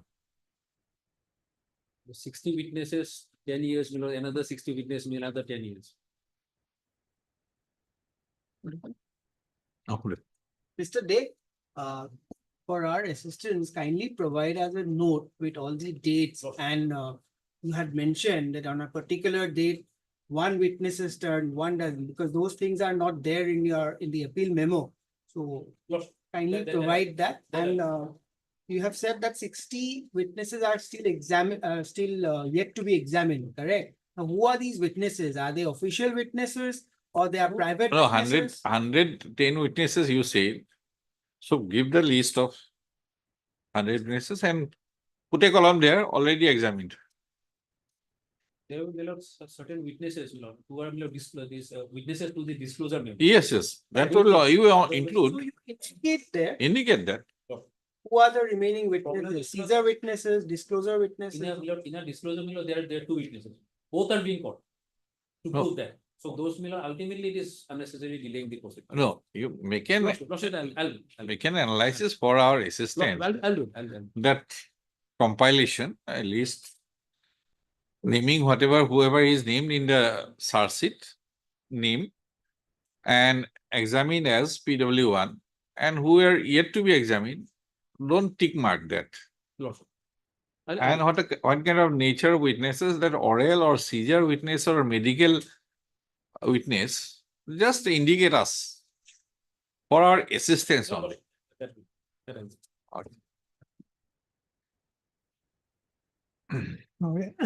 Your Lordship will see, I open my argument that in spite of any restriction, Article 21 will override this book.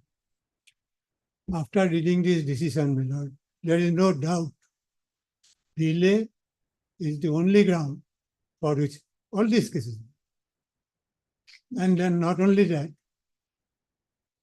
there should be some guideline to this type of cases. I have seen in the trial, my Lord, prosecution and court, they have not taken it serious at all. Their procedure is summons issue did not come. Then witness with warrant of arrest. Third, warrant of arrest without bail. Let the record of this case or my language say whether these procedures are taken. Not only that, they have taken certain witnesses who are member of the NDFB. Perhaps why they are not coming, I'm only informing you. Their colleagues are in jail. So why should we? And no attempt by the prosecution. You know, NIA office is burdened with right from the IG to the superintendent. What for they exist, I do not know. Let them explain it. Why? Because we know the delay can be explained. If that explanation, your lordship is convinced, your bail may be rejected. So, my lord, I say whatever may be the offense, whatever may be the materials, if it is proved that Article 21 nonchalantly violated,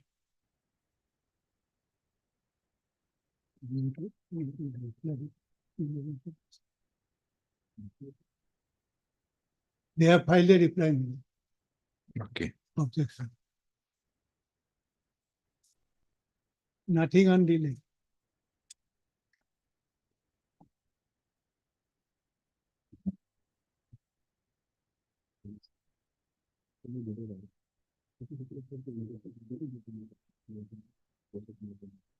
So they got an opportunity.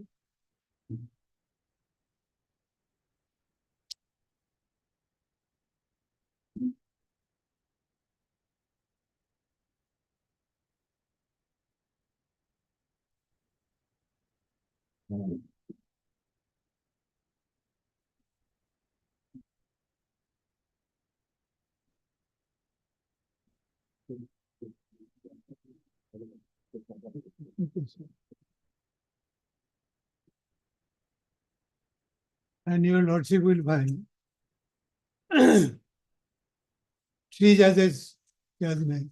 That is fine. There are some 2 judges case. They are also done way, but in the 3 judges judgment is not referred to. This.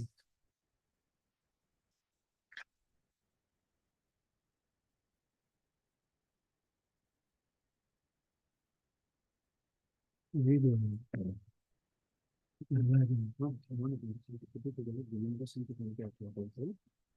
Which was not placed before the Gurvinder Singh তৈরি করেছেন Gurvinder Singh Gurvinder Singh to distinguish করেছিলেন আমার জজরে usual being Gurvinder Singh to আরো আপনার distinguish করেছিল during the paragraph 31 two bench decision, but that was not placed before the no. three bench decision. Anyway, all these are in public domain. No, Milord, even No, that has been discussed in Sheikh Javed Iqbal. no, Yes, what I happened, mark it. probably the Supreme Court will convince that taking advantage of the stringency of the law, people are kept in jail. That is what I find. And moreover, no court or no prosecution can say that fundamental right does not overdo another. Law has to be made subject to the fundamental rights. I don't say that these are not a law within the meaning of, they have taken into account all fundamental rights, but they have overlooked or not emphasized the Article 20. And in almost all cases, NDF, DPS, UPA, all these cases, courts are giving way because of the delay.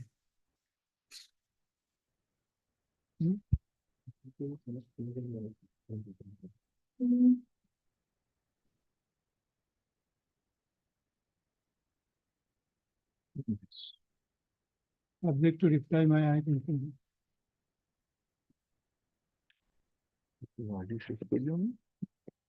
The single job is supposed to be importing cases.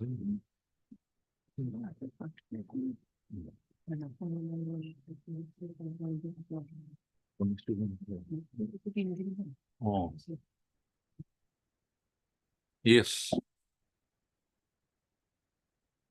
I don't think you will be able to finish it within 5 minutes. We can resume then at 2. Resume at 2. Anyway,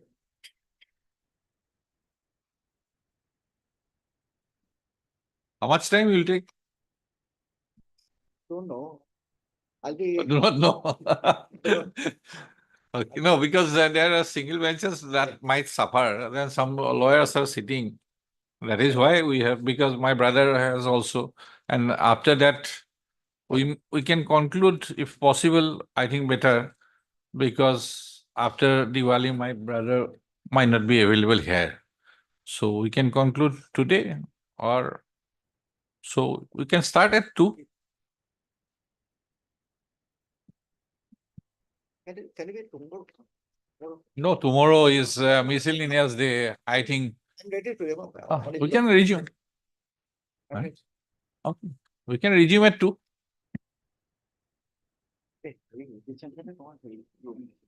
Uh, Here, in this case, while considering the appeal, the three ways, three ways.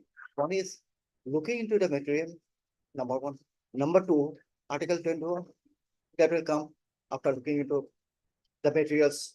Then the law, the decided cases. These are the three ways that will. Now, you will also be like, again, Yes. while looking into the materials and sitting in appeal as provided under Section 21(4) of the National Investigating Act, where it says bail, either rejection or grant of bail. There is a two scope where appeal is filed before the High Court, either rejecting or granting. Then what we will also be look into, that is 43(d)(5), that is a material. That is a law prescribed that a material, the report placed under Section 173 and the 161 statement, the material collected. That is what you also would be looking into while deciding an appeal. There is other aspect. In most of the cases, it has been said that evidence has been recorded. Why not look into the evidence? Evidence has been recorded. Why not look into the evidence? That would be, I would say, erroneous. Why? Because that is a subject that is before the trial court. And that will be prejudging the whole issue, because trial court will look into it either acquittal or conviction, whatever it is. That will be decided by the trial, not by the.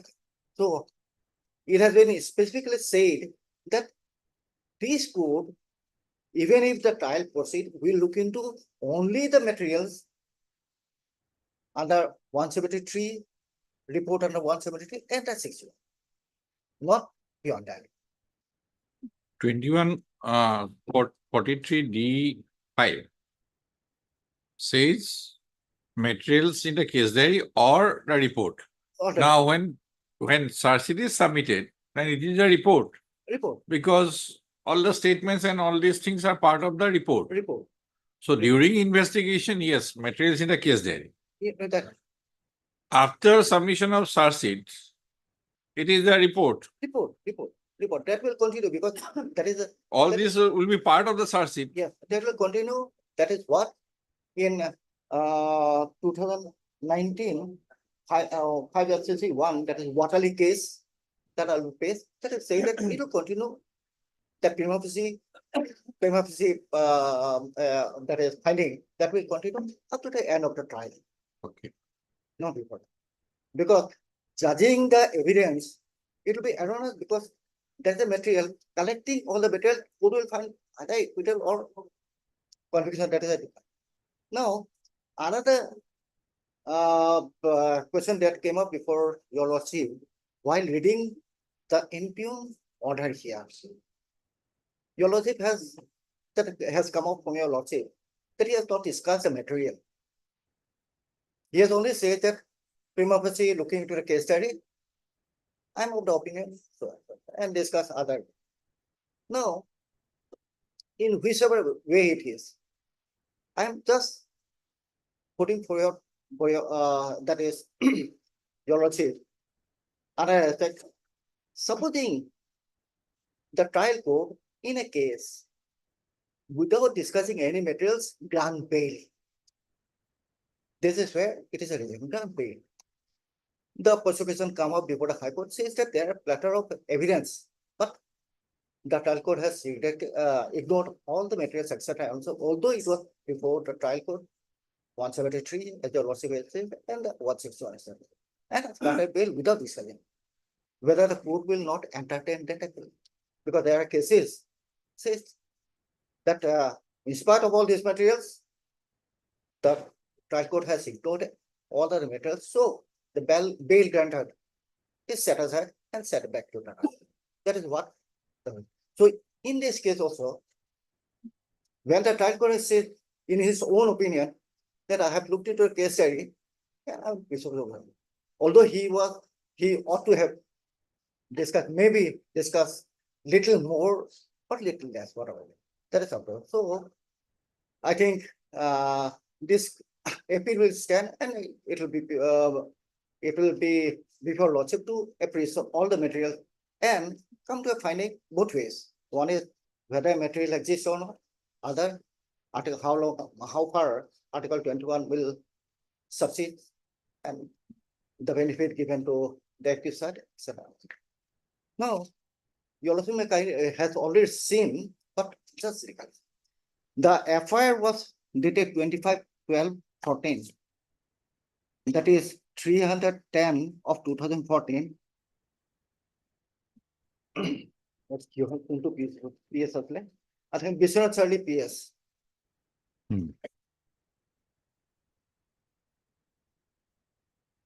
Bishop Charlie PS was there. No?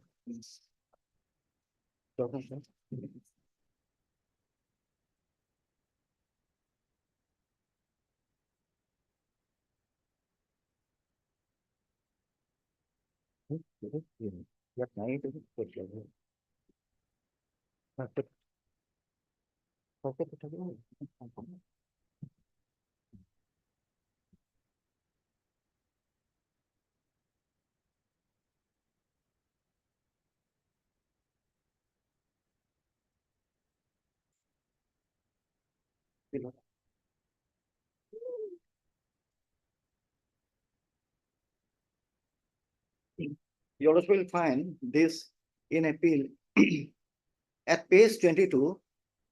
Page 22 is the FIR. To the respected officer in charge, Bishop Charity Police Station, 25/12/2014. Submission of FIR, GDA entry number so dated 23/12. Respectfully submitted with reference to above that while I, along with one section of SSP and half section AP battalion, was on patrolling duty at Balidanga area of Tinisuti, we came to know that cadres of terrorist organization NDFPS had killed 30 Adivasi people at 9 and 10 number line of Sunajuli area under Besanath Charlie PS. Later, I, along with SDPO, Besanath Charlie, and executive magistrate visited the place of occurrence and conducted operation. Then the executive magistrate conducted inquest over the dead bodies and sent the dead bodies to Bihali PSC for postmortem examination. Simultaneously, we found 2 persons who sustained injuries have been sent to Besanath Charlie Civil Hospital for treatment, etc. So this is the FIR, and because of the nature of the case,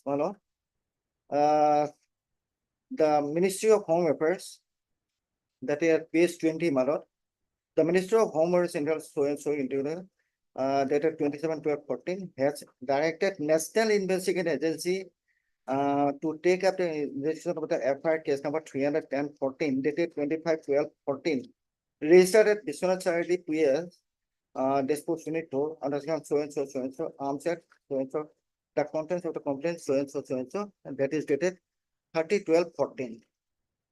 This is how the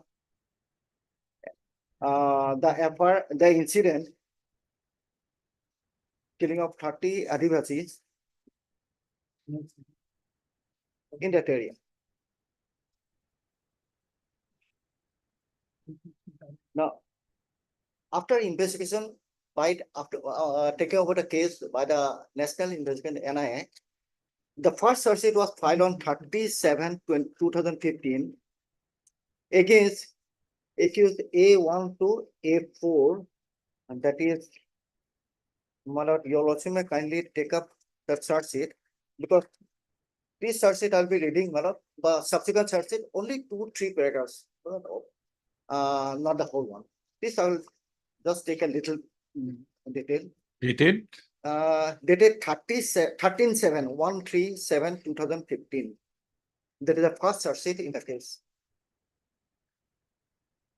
Yes.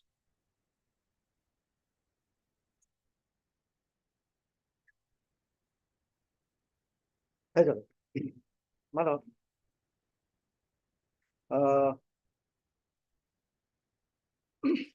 At page 8 down below, my lord, and the first one.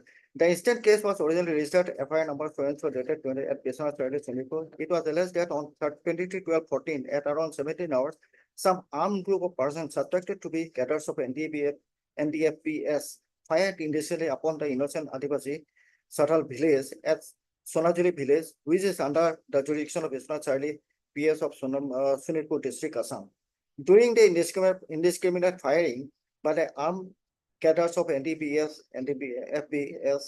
30 innocent Adivasi Sauthal people were killed because of the bullet injuries, and 4 others were injured grievously. Investigation of the incident revealed that the killing incident was committed by the armed cadre of NDFB in pursuance of a conspiracy heads out by the senior cadres of NDFB on very same day, that is on 23/12/14, and many of the villagers of place of occurrence witnessed the incident.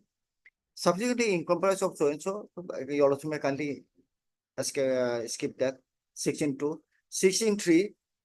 During the course of investigation, many cadres of NDFB were revealed and established to have conspired and committed the killing of those innocent 30 Adivasi people at Sadar village of Sunipur district, Assam 2020. Subsequently, 3 cadres of NDFB, namely Ajoy Bosunari, alias so and so, accused number 1, the SS commander so and so, Dilip Bosumatari, that is accused number 2, then Khamre Bosumatari, alias so and so, accused number 3, were arrested from Kohima, Nagaland on 14/1/2015.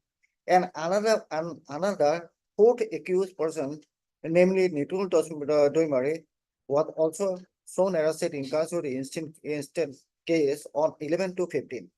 At present, so and so. The place of occurrence of the instant case falls under the jurisdiction of Biswanath Charity PS, which comes under Sunipur district of Assam. The population of the place of occurrence consists solely of Adivasi Sauthal, though surrounded by other neighbors, villagers of Boro community and Nepali community. During investigation, it was revealed and established that killing of 30 innocent Adivasi people at Sonajiri village on 23/12/14 in connection with the instant case was conspired and committed by the members of National Democratic Front of Boroland, NDFB, a proscribed terrorist organization in the first schedule of the unlawful activities as amended, and subsequently it was established that accused person Ajay Bosumatari so and so, being active members of National Democratic Front of Boroland, involved in hatching the criminal conspiracy in association with many other members. Here, my lord, you also will consider that this NDFB that is listed as terrorist organization in the schedule your also has seen it possibly in the schedule to the first schedule to the act matter, you also will find like a heavy to that you also will find at page my book 31 30 it started matter and here we Serial number 12. 12. So this so the result is that if the prosecution proves that so and so is a member of NDFBA, automatically this section, terrorist organization section will come in and that he can be convicted for that because he is a declared terrorist organization. No, there is a process for declaring, etc. It goes to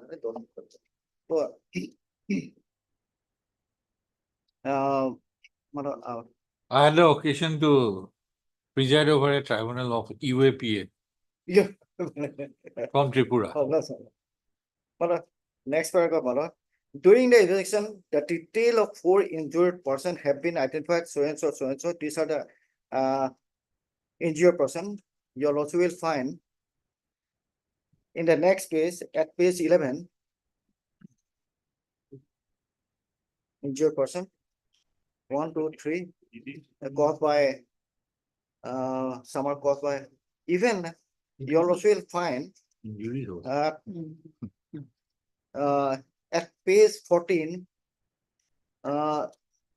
the death of female that is 5 years old, 7 years old, and that is 9, 10, 11. These are the age group. Others, you also will go. Then, yeah. Then you also will find at page 16. That is item number 15 and 16. 5 years, 3 years, and 17 is 5 years. Then again at page 17, you also will find the death of male 5 years, 7 years. Then down below 22, 5 years. Then at page 18, you also will find 6 years, and 24 you also will find that is 1 year old. 24, 1 year old. That is, and the next page at 19, you also will find 27, 2 years old. Now, what I mean to, when I have shown this one, what I mean to say, this is not a selective but indiscriminate. It is just like that. We don't see whom we are killing, but that has to go out, wipe out, something like that. Even the 1 year kid will just come out from the mother's home in 2 years. So I'm laughing, but this is a very sorry affair. And these sort of people, mother, when it will come, when I'll be taking out why the delay. This area is an interior area. It is not an open area, what we see here, that call a witness here, then but you also will find that from the factual matrix here, it's an interior area. And these people lives on day-to-day earning. Either they work in the tea factories, daily wager, or some laborers, etc. That is their way of living. So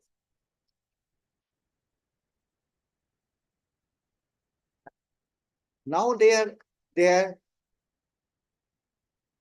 address known to the prosecution. The next day, just they mingle and move out. It's not that, it's just movement. It's not that these are the other kind of witnesses or people is a little different. That is a factual thing. That they're living there tomorrow because of some necessity, they move to some other area within that village. And now possibly they are, as I have been told, the least concerned about this area because they have one is fear psychosis, what they are living, what they have happened, because we'll come, there are witnesses, but it has been said that why the second success, why the third success, you all also. That is the eyewitnesses who have disclosed the names, etc. That is how it has been built up. So these people with these mighty gunfighters and all these things, that you also will decide, you also will come to that.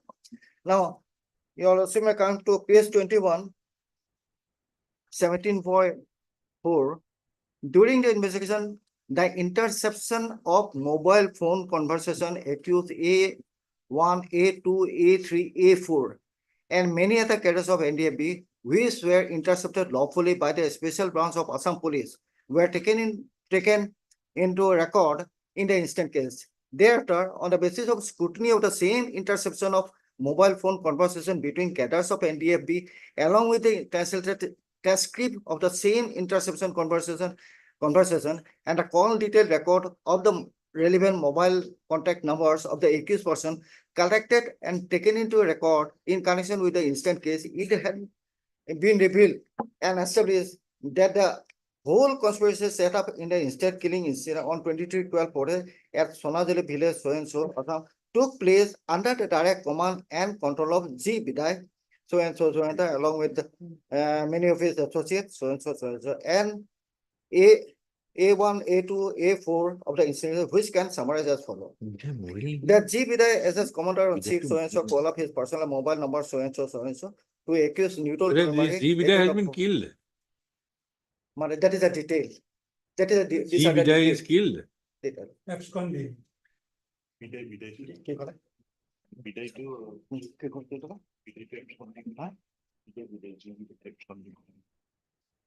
Bidai has been shown as absconder. Absconder. Absconder. That is the final sergeant, but he also has just he's been shown as well. That is in 2019. Thereafter, what happened?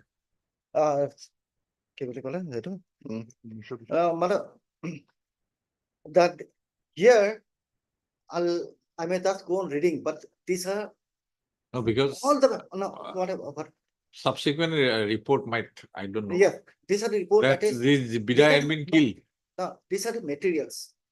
That is, they had conspired, they taught each other, and this interception of their talk has been intercepted and translated, and they came to know that these are A2, A3, A4, not A3, A4.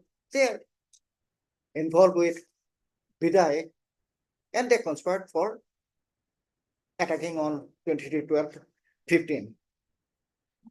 The details are you also will find at one, that is to consequently accuse so and so, call up from his, and these are broad details, broad details, so and so, which is used by Ajay Bosumotari, that is accused number 1, my lord, on the same day, so and so hours. That accused Ajay Bosumotari, then again, my lord, after receiving the order of Bidai through Nitul Doimari, accused number 4, for killing so and so, people in the area command call up from his above mobile number so and so. Then accused number 2, as well as other cadres, namely so and so mobile number, and accused at mobile number respectively, and discussed in depth about the order of G. Bidai for killing the Adivasi Sample. Therefore, then 4, you also will find that the conversation between accused Ajay Bosumotari, so and so, and the accused Central 12 hours to so and so. Further details also. 5, there are conversation between so and so, accused number 2, respectively, through their mobile contact number so and so, respectively, further reveals that confirms about the accused, informing accused number 2 that he, along with 2 cadres, already entered the place where they were meant to go for shooting. Entered the place, go for, that is 5, column 5. 6, that another conversation between A1, between A1 and accused Jujai not arrested on between their mobile numbers so and so respectively further reveals that and confirms about accused July telling Ajay Bosumotari that they were thinking of doing the killing and he had five of them along with one uncle. 7 that accused Sahas what I took number subsequently in persons or criminal they heads together as noted above constitutes an armed group consisting most probably of 5 or 6 gathers, including himself for the purpose of committing the killing of ordinary people, so and so. Around 30. That another conversation between accused Ajay accused number 1 and accused Little accused number 4 at around so and so reveals that they were discussing about the numbers of Adivasi Sautal people they had killed in their respective areas. That is, after committing the crime, they were discussing how much you have done, how much I have done. That accused, that is accused number 3, all up from his mobile number so and so to mobile number so and so, while he was using by accused Dilip Bosumotari, that is accused number 2 on the same incident, 23 air also. About 2 hours after the killing of Adivasi, had taken place and discussed about the killing of Adivasis. Himself told accused Dilip Bosumotari, and that 2 Boro persons had also been killed. Among the Sautals, 2 Boro persons had been killed mistakenly. That is in 9, column number 9. That is what they have said. Then that after killing the Adivasi people, people had taken place in 5 different places of Assam at the same time on 22 February, including the instead killing of so and so, accused promoted so and so. They together made a plan to escape and they left for Nagaland. Now, you also will find while reading this, all the conversations took place on the same day. That is most important. Intercepted another, that is 23/12. Okay. And some of the conversations that immediately after the incident. What is the status of A3, Camre Bosumotari? A3, I'm coming to that matter. What has happened, matter? A3, he was not Oh, approved. approver. I do not know, but it has been said in the source it has been said that he has pleaded guilty and he has served the sentence and he has gone on. That is what in the source. I do not know. Pleaded guilty. He may have pleaded guilty. I'm not taking to that paragraph here, madam. I'll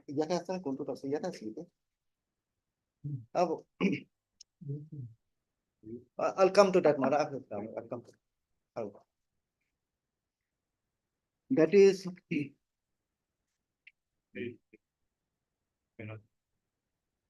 the on 3/7/2019.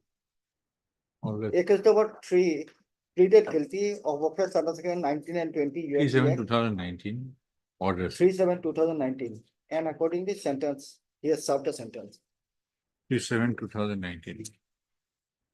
Mother, accused number 3, his role was that mother. Harboring. Let us 3/9/2019. 3/7.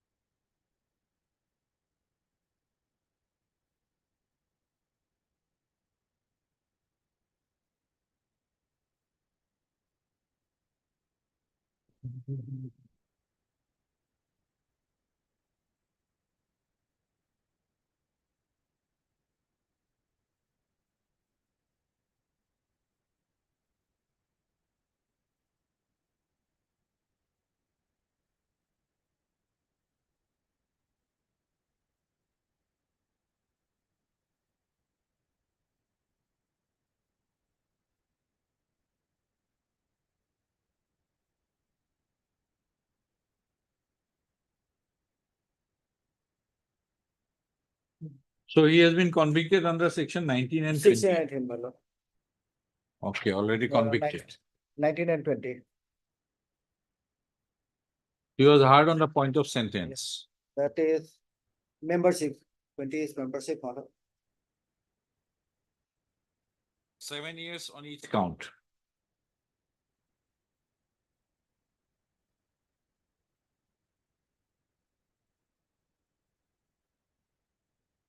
So 7 years on each count. And at that point of time, he 19. was about 4 years. 7 years. So he was asked to serve the remaining part of the sentence. 19 is punishment for harboring, and 20 years punishment for being a member of terrorist gang.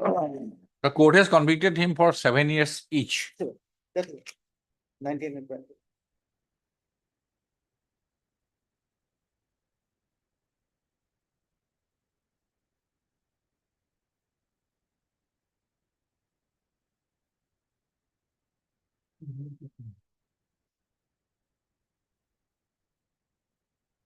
What happened, madam? Immediately after the incident, all the except three, but three were there in Nagaland.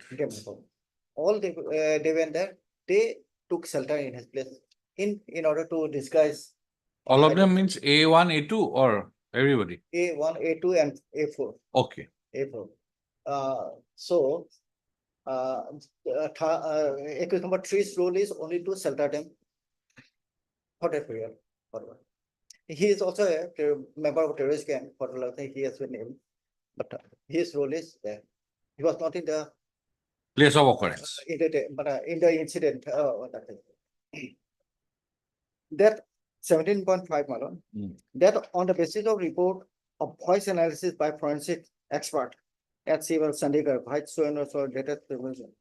it has been established that the voice of all the 4 accused persons, A2, A3, and A4, as per the respective conversation intercepted through their respective mobile number, as explained above in chapter 1 to 9 of para 74, matched with their respective voice sample collected by the investigation during the course of investigation. Then 17.6, during the course of investigation, one of the accused person in police custody, namely Ajay Boswani so disclosed voluntarily on 17/1/15 that he had kept some arms and ammunition which had been kept used in killing of those 30 innocent persons. So on 13/12/14 hidden in some place inside a forest area in Assam and Arunachal Pradesh border. Subsequently, in persons of the said voluntary disclosure made by the above named accused person, the following arms and ammunition, along with many incriminating documents, etc., has been recovered under section 27 of the arms. These are the material that has been recovered. So there's another incriminating, beside the voice call, etc., another, these are the another incriminating materials. Moreover, 17 point. During the course of investigation, the following numbers and type of empty cartridges were recovered by the investigating team from the place of occurrence, occurrence of insect killing incident that took place at Sonodar. 13 numbers of forensic examination reports of ballistic expert of CFSL Chandigarh in respect with the above noted recovered arms and ammunition as noted above in paragraph 17.6, along with all the above noted recovered EFCL as noted above in paragraph 17.7, as well as other 6 received from the previous IO of the case data has revealed that around 16 empty fired gases out of total 38 empty fired cases, as well as all the 5 fired bullets recovered from the place of occurrence of the instant killing incident had been fired from the above noted arms, which had been recovered under section 25 of the Indian Acts. In pursuant to the voluntary disclosure made by accused this same fact and revelation has proved beyond any reasonable doubt that requires That 17.9, investigation on the basis of examination of report of CFSL that is committed in respect of collection of handwriting and signature of specimen of accused Ajay Basumatary and the incriminating handwriting documents NDA which were recovered under section 27 Evidence Act in person that a voluntary disclosure made by the above noted accused person Ajay Basumatary, whom himself wrote and signed all those question details of the Qatar NDA working with him and other details of official response.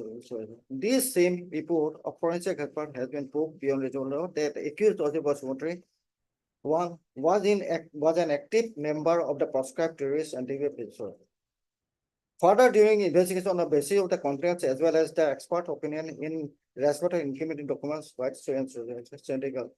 recovered under section 27 on the intervening night of 17/1/15 and 18/1/15 in pursuance of voluntary disclosure made by accused in custody, Ajay Basumatary so and so, the following facts have been revealed and established that accused Ajay Basumatary so and so was promoted so and so, but all these were they are members of NDFB. Letter fact in an official letter NDFB dated so and so signed digitally by IK Song Bijit, interim president NDFB, which is part of the recovered document as noted above. In addition, it is also mentioned in other two official letters NDFB signed digitally by B. Finance Secretary and so, that accused Ajay Basumatary so and so was the SS commander so and so. Accused Digitally signed, yes, all of advanced. Digitally signed means advanced. digitally signed. We are still not using digital signature. Digitally signed. That you also will find to that Dilip Basumatary accused number 2, same as he is also a it was found with all this document that he is also a member of NDFB. Then you also accused number 4, that is at 3 column. He is second lieutenant of under and he is a member of NDFB. Then accused number 3 belong to 20th batch NDFB and his rank is mentioned as second lieutenant in so and so. We are not concerned because he has already served a sentence. 5, that some of the documents which are written on official letter of batch of NDFB by hand in black as well as blue color ballpoint pen bars, the signature of B. Bhoom. This document has been examined by the forensic expert so and so, but has revealed that those question signatures and handwriting were found matching with the collective handwriting signature of Ajay Basumatary, that is accused number 1. Whom then this clearly proves that accused Basumatary was an active member of NDFB till the time of his arrest on 14/1/15 at Kohima, the connection with the case.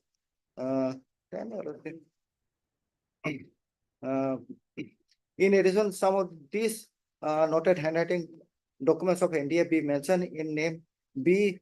Bira Baisa and Uday, beside name of other accused about sanctioning of money, TA, bill, etc. as per above noted report of CFSL Chandigarh. This same handwriting has been found matching with the collected handwriting specimen Ajay Basumatary so and so. This again clearly proves that the accused Ajay Basumatary, Dilip Basumatary accused and 3 were all members of each other. Page number 29. Investigation had also revealed and established that accused Ajay Basumatary and Nitul Doimari were arrested by Assam police so and so in connection with FIR case number so and so. Subsequently certified documents such as arrested memo, seizure so and so copy were statement deposed by the accused person so and so, which had been collected from the previous before. That during the time of arrest, Ajay Basumatary had given his name. These are the identity, he has given his name so and so. However, His father name and his parent home address are found to be same with the one given by him during the time of his arrest in the incident. Hence, this revelation proves that the present accused Ajay Basumati of the instant case has other alias name such as Breaking Basumati V so and so. This was proof that the person accused Ajay Basumati so and so is the same person whose name and is mentioned as B. Bhum in rank second lieutenant Soyajo. That during the time of arrest of Nitul Doimari, that is accused number 4, had given his name as Nitul Doimari so and so, and more over his father's name and his permanent address are also found to be same with the one given by him during the time of arrest in connection with the instant case. Hence, his revelation proves that alias name of the present accused, Nitul Doimari, Naihab, alias Naihab as accused number 4 as T Naihab or Naihab. This is the same person whose name is so and so so and so. 17.12. Further doing investigation on the basis of revelation made by so and so, the landlord of the rented house from where accused persons Ajay Basmati A1, A2, A3 were arrested on 14/1/15. It had been revealed that accused so and so, accused number 3, had been staying in the rented house of so and so along with his wife and daughter since last 5 to 6 years. Thereafter, accused accused number 3 provided shelter to the other accused person, accused number that is Ojoy, accused number 1, 2, and 4, 1, 2. 1, 2. This same fact had been corroborated by the following facts or the call detailed record of the 3 accused persons. So many calls were in contact between them regularly, both before and after the commission that the intercepted mobile phone conversation shows many conversations between them regularly, both before and after the commission of the instant killing of the innocent Adivasis, Sautal people on 23/12/14, and moreover, as per the report of CFSL Sandekar, one of the intercepted conversations between accused number 3 and accused number 2 have been found matching with the respective voice sample of both the accused person, which were collected during the course of the hearing.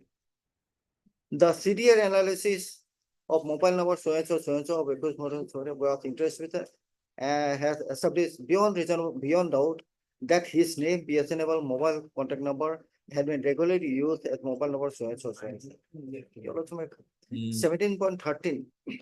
During the course of the accused Nitul Doimari disclosed voluntarily while in police custody that he kept one pistol along with some live ammunition hidden near one of the relative house in so and so village of Punipur district, Assam. Subsequently, in persons of the voluntary disclosure made by the above noted accused person, namely Nitul Doimari, accused number 4, one Glock 19 pistol having the below noted details along with magazine and 4 leaf 9mm ammunition were recovered under the provision of section 27 of Evidence Act. There are 2 recovery. One recovery from accused number 4, accused number 1, and one is 4. 2 recovery. That above Glock 19.9 mm pistol was sent to CFSL Chandigarh for the purpose of conducting ballistic examination and expert opinion thereof. The expert report was the same, so dated 29/5/15, has revealed that the above noted Glock 19.0 falls under the category of firearms as per the provision of Arms Act 1959, which are prohibited to be procured and used by any civilian person. This same fact has also forwarded that Nitul Dove, accused number 4, was an active member of proscribed terrorist organization NTFB. The investigation in respect of accused Ustad Doimari, took part in the terrorist attack of killing of innocent 30, so and so on 30, could not be completed at this stage, the systematic efforts have been done. Thus, investigation purpose model. This ultimately this is the materials against case number 1, case number 2, case number 3, and case number 4. Case number 1, beside all the materials model, you also will see that there is a discovery, section 27 of the that recovery of arms, and case number 4, there is another recovery of one ammunition from his body. And case number 3, as your lordship has seen that he has pleaded guilty and he has gone.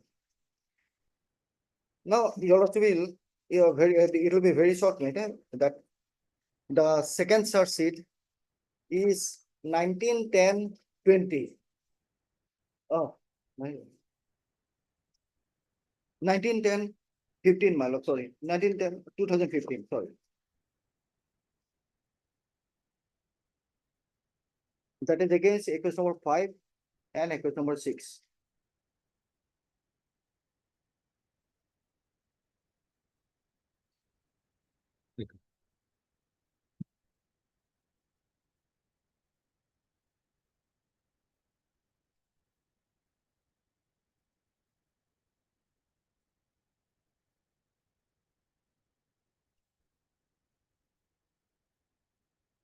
Yeah, madam, it will be very short, madam. You always may, but you skip the first part. You always may kindly come to 17.9 paragraph, that is at page 24. That is a material. Page 24, down, page number is down below, madam. 17.9. 17.9.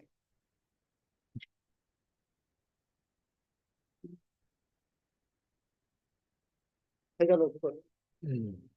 Investigation on the basis of the revelation and identification of accused number 5 and 6 by the key witnesses who knew both accused number 5 and 6 by their name as well as by their face, and saw them carrying and firing sophisticated arms and committing the said killing at Sonajali village on 23/12/14, along with other 3 armed cadre of the NDIB, has further connected accused number 5 and 6 unmistakably to the instant incident of killing of 30 Adivasi people at Sonajali village on 23/12/14.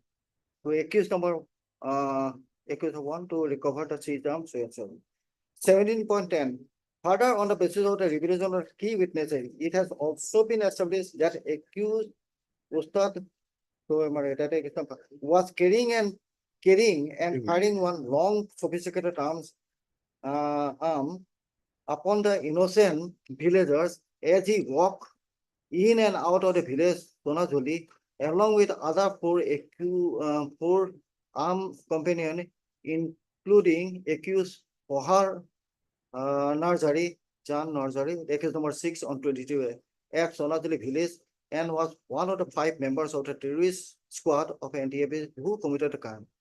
Similarly, on the basis of revelation of key eyewitness, it has also been established that Pohar, the accused number 6, was supplying ammunition from his backpack to 2 of his companions of 5 members of terrorist squad of NDFB who were walking ahead of him and firing to the villagers, and was one of that 5 members terrorist killed.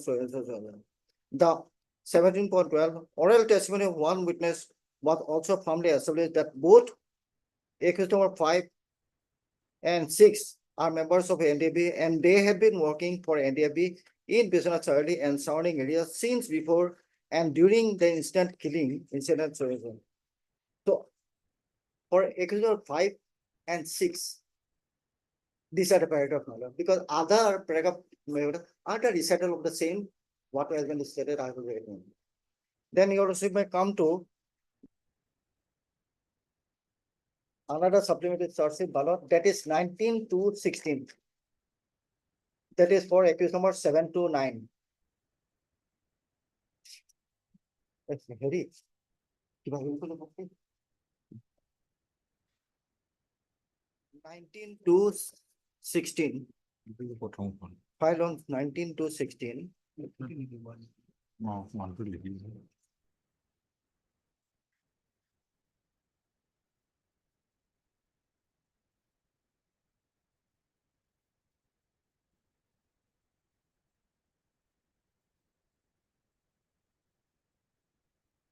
Nineteen to 16 19 to 2016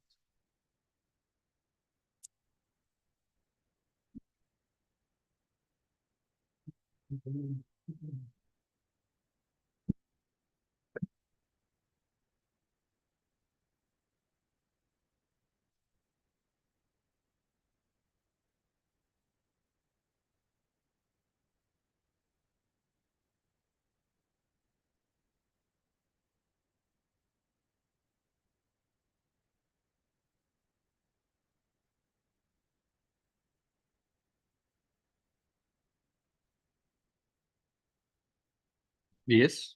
Madhav, 19 to 16, that is against accused number 7 to 9. You also may kindly come to page 22 straight away, Madhav. But before that is the recitation of the earlier paragraph. Page 22.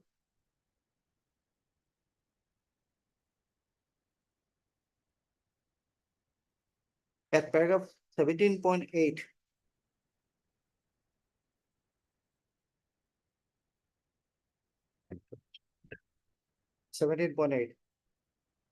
Investigation on the basis of revelation of eyewitness.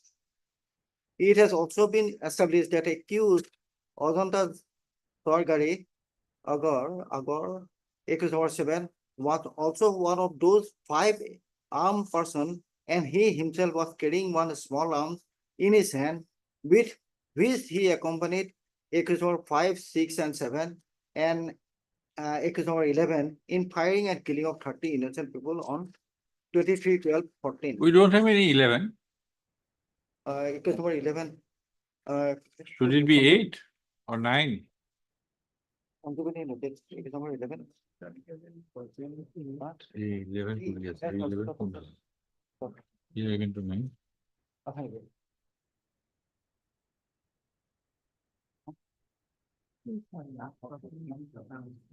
No. 11 put us. 11. Right. In 9 only has. Not charged has been killed by security person. This you all will find this one Something. at page 6. At page 6, you all will find his name Sanatan. Okay. Person not charged. Not search. That is 11 Sanatan. He was part of the terrorist squad, not charged, as the accused has been killed by security forces. Okay. Then accused number 10, that was he is absconding, madam. Vishnu Goyal.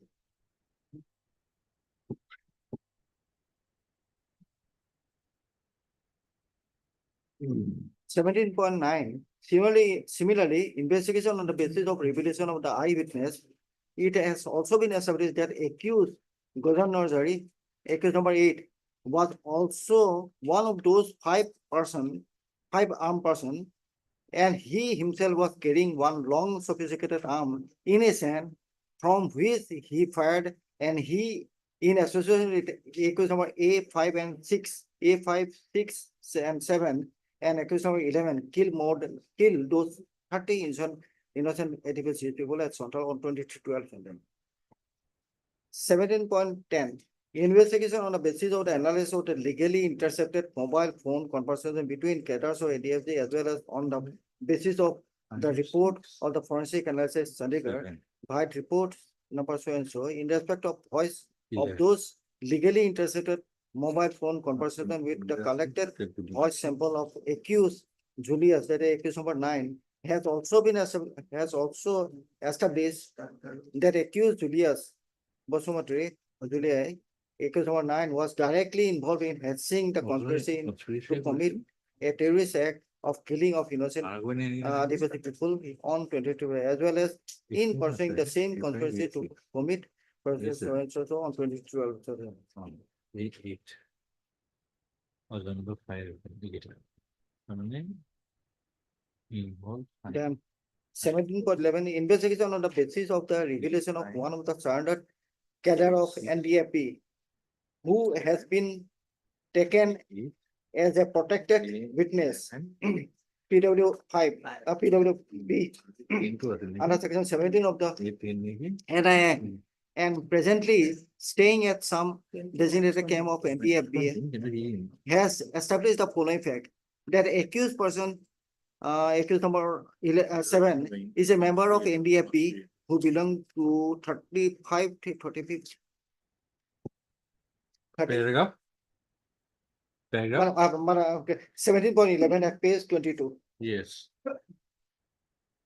Yes. 17.11. I have completed Maron. 17.8, 17.9, 17.10. That is for accused number 17.10, accused number 9. And 17.11.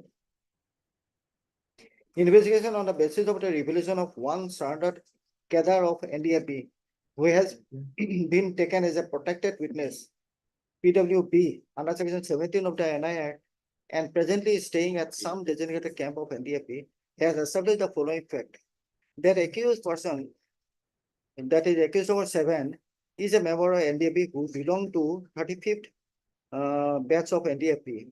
That accused number 9 is also a member of NDFB who belong to 35th batch of NDFB. That accused person, Gozen, that is accused number 8, is also a member of NDFB, though he has not undergone proper military training. That accused person, Ananta Sorgari, the accused number 7, Gozen Doy and accused number 8, Julius, accused number 9, were all working of NDFB at Visana Charity and surrounding area under the command of SS Platoon Commander Sanatan Basumatari during the time of so and so. So these are the three charge sheet. The first charge sheet was filed because collection of materials, that is phone call, all the phone call that is during the incident, even during the incident, that incriminate the accused person A2, A4, accepting A3. Now, the second supplementary something, it is because of the revelation of the witnesses. We have named accused number, the second side accused number, that is 5 and 6. 5 and 6. 5, 6, 7, and 8. 5, 6 plus 11. 5, 6. They were firing. Yeah. And then in the last charge sheet, that is 19 to 16, that's what it is. That 7 to 9, they were also there on the revelation of the eyewitness who has said it. 9, he was not there in the incident, but he conspired because he has been caught because of the mobile interception talk, etc. Also. So these are the materials against the accused person. And I'll have to take your lordship through the 161 statement of the witnesses who has said so and so, so and so, so. Now, just waiting here for what the court will look into while deciding a prima facie case. That is decided in Waterley case, Manoj, that if the 161 statements and the materials, the recovery arms, the call data records, because Waterley, that was the call data records and all. So if this prima facie establishes a link and a clear conspiracy, that will form a prima facie opinion that they are involved in the incident. Because the recovery, you will sign the first recovery by accused number 1 and the second recovery by accused about 4, the one pistol. Both are incriminating matter, they are not isolated. They are related to the incident that has been forensically examined and that has been proved that these are the arms used in the incident of 22. Now, having this material before your lordship, then your lordship will have to go down to Article 21. That I will take your lordship. Because here you also will find with this material, the charge was framed on 19/9/2016. You also have possibly recorded that. 19/9/2016 against A2, A4, A5, A6, A7, A8, and A9 under section 120B, 302, 307 IPC, 18 and 20 UAP Act. Beside, 5, 6, 7, and 8 were charged under 16 UAP Act against A1 under section 5 of the Explosive Act, against A1 and A4 under section 25, 1A Arms Act, against A5, 6, 7, and A8, 25 IB Arms Act, against A3 under section 19, 20, A3 you also against A5, 6, 2000. charged under section 121 IPC. Now, 2016. your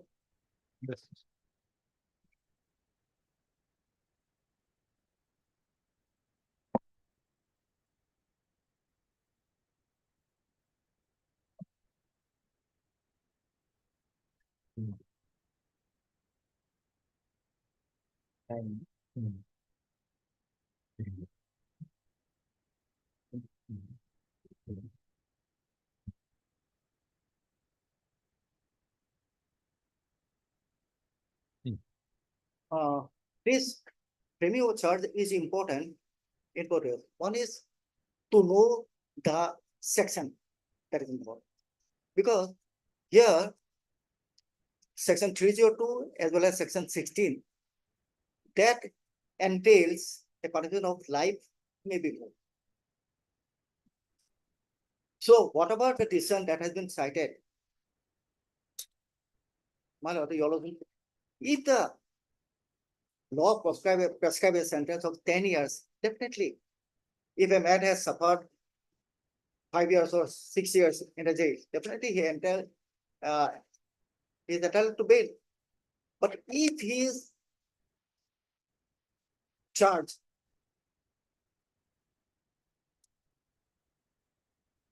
for a section under 16, 302, where life is prescribed, possibly 16(1)(a). that entails like Whether any of these judgments deals with 16(1)(a). 16(1). Any of these judgments referred from by the appellant side No. deals with 16(1)(a). Najib case, my lord. Najib case. Najib case we will take, but that is a you'll also that is an interesting case here. What has happened here, my lord? You also will kindly go through the entire judgment, my lord. Here, Because Javed Iqbal I'll just is only 489 my lord, C. That is I'll go through the entire judgment. You also will find section 16. Okay. I'll Okay. go to the Okay. chapter, you also will find. But here, what is happened? Najib, around 7 or 8 accused were arrested. They were proceeded with a trial, convicted for I think 8 years or 8 years or so. Najib. Najib case. Now, your husband, just wait a minute. Okay. Thereafter, Najib was arrested. He was absconding. Okay. Already, other accused person in Najib case, already other accused persons were arrested. Proceeded with a trial. They were convicted for 7 or 8 years. I'll just go through that. 7 or 8 years.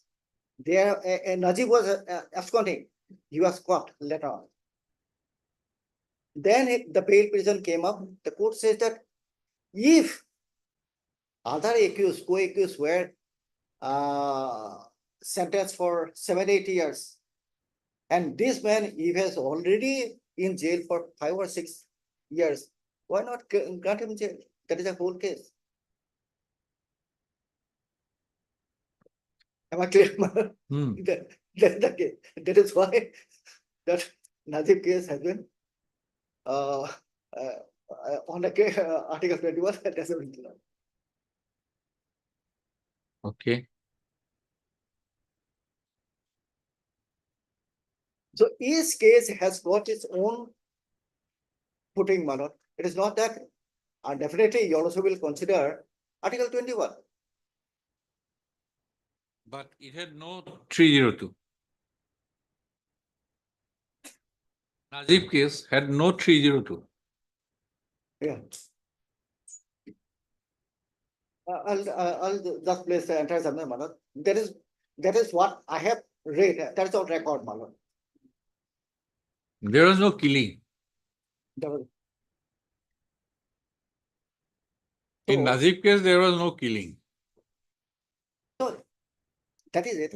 So each 307 is there. 307 is there. Yes, 16 is there. 16 is there. 16 has two parts. 16(1)(a) and 16(1)(b).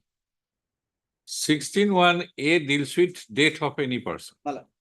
even though question is, Manoj, there is a charge is made under section 16 or 302 or but if the evidence doesn't come, definitely court is entitled to pass a judgment on different section, lesser section. Hmm.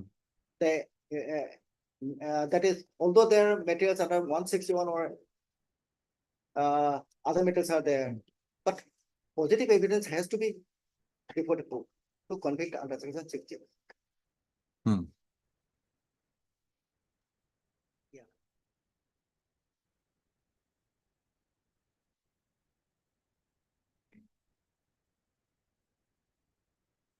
মোটামুটি গোটেইকেইটা দিছে 302 involve আছে নাই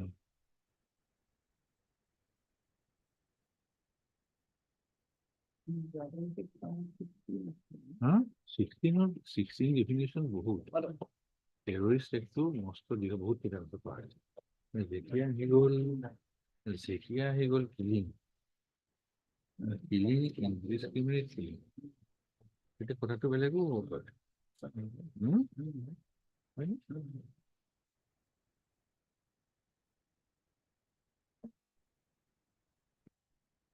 Your Lordship, may kindly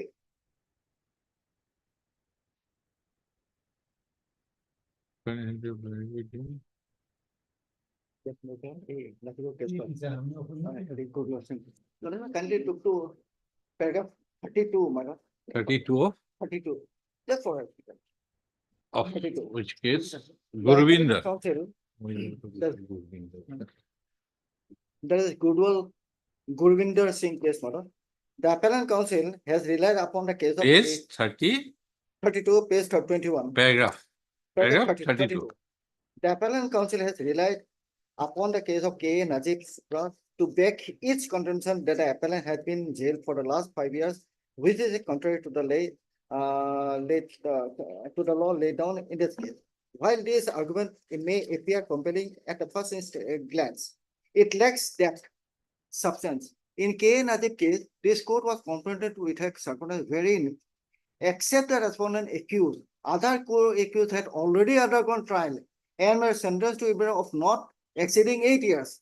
Therefore, this court decided to consider the bail was grounded in the anticipation of the impending sentence that a respondent accused might face upon conviction, since the respondent accused had already some portion of the maximum imprisonment more than 5 years. This court took its factor influence its assessment to grant bail. Further, K. Najib case, trial of the respondent accused was severed from the other co-accused owing to its absconding, and he was traced back in 2015 and was being separately tried thereafter. And an NI had filed a long list of witnesses that were left to be examined with reference to the said accused. Before this court, what are the view of unlikely of completion of the trial in near future? However, in the present case, the trial is already underway and 22 witnesses, including protected witness, have been examined. As already discussed, the material available on record indicates the involvement of appellant in furtherance of the terrorist activities backed by members of the planet terrorist organization involving exchange of large quantum of money through different channels, which need to be displayed, and therefore, in such a scenario, if the appellant is released on bail, there is every likelihood that he will influence the key witnesses of the case, which might hamper the process of justice. Therefore, the mere delay in trial pending the grave offences as one involved in the instant case cannot be used as a ground for ground. Hence, the efforts are recommended on the behalf of the appellant cannot be accepted. Now, that was the Najib case, madam. As I said, madam, Najib case was a little different. The court considered that since he is there for reason, but his sentence was other co-accused sentence was 8 years. He has already gone for 5 years. That's it. Here,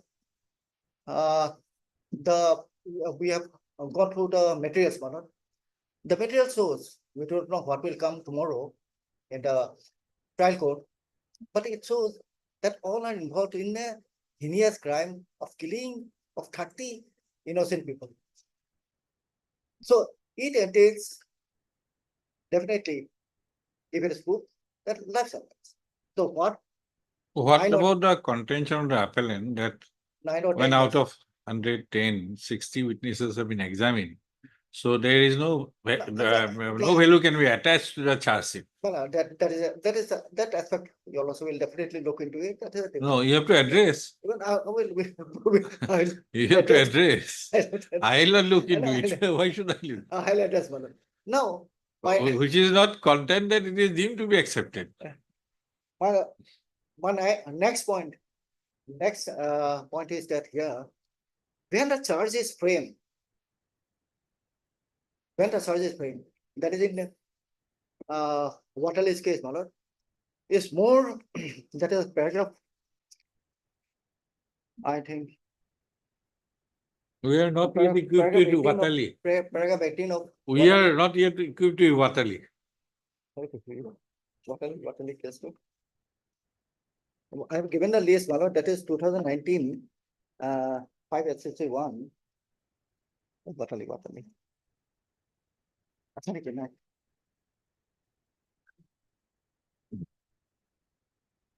I just do transfer glance over. I thought it was 303 involved.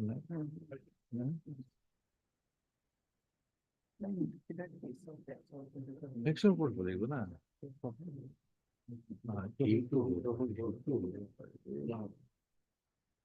whole to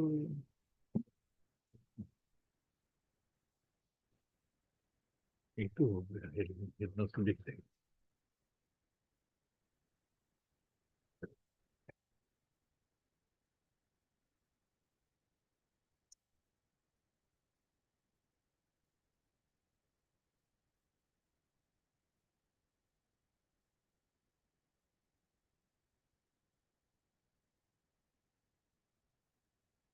Which one? Nazir is delivered when? That way, paragraph 8. Najib. 1st of February 2021.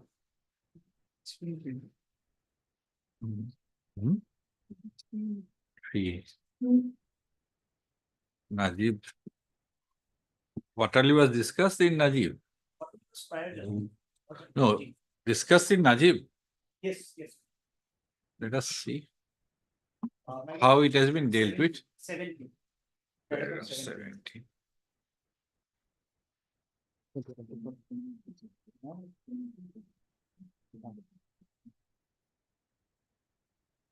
Actual metrics.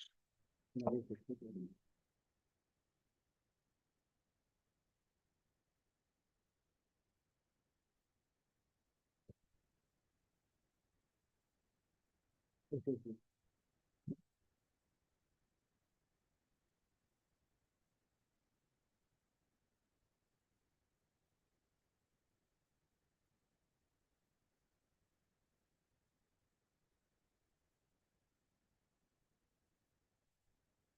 Okay.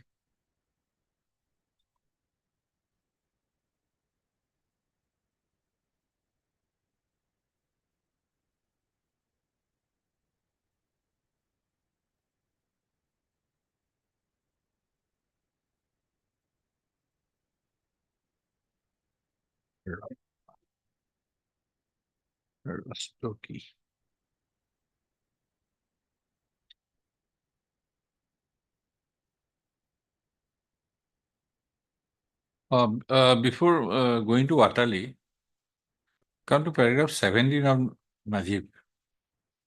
Before going to Watali in detail, come to paragraph 17 of Najib.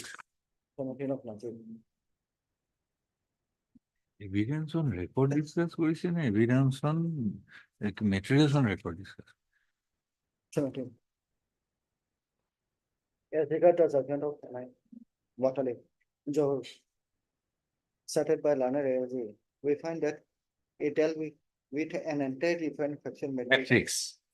In the case of High Court, Then it says that High Court reappreciated the entire evidence on record. Evidence on record or materials on record? These are two different facts. yes, that's on record. Because ought to be materials on record. material ought to be, we'll discuss, we'll see when we read Watali. But here, to overturn the special court's conclusion, there being a prima facie case of conviction and concomitant rejection of bail, High Court had practically conducted a mini trial. This three judges bench is saying in Watali, the High Court has conducted a mini trial and evidence on record. Materials on record and evidence on record are different things. Definitely. Definitely. Here in this case, there is a possibility, it is possible in this appeal. Presently, we are, yes, there is, both are possible to discuss materials on record or to discuss evidence on record. So tell me on the basis of Watali, what was discussed in Watali? We'll take to Watali Okay. Watali case matter. What has come, I do not know. That is, but not on evidence on record because this. Huh?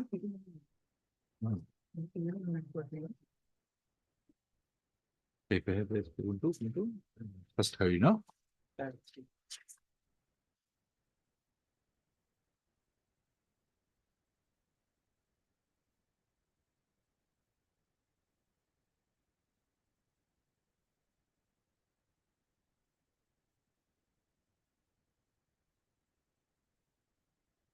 Designated court.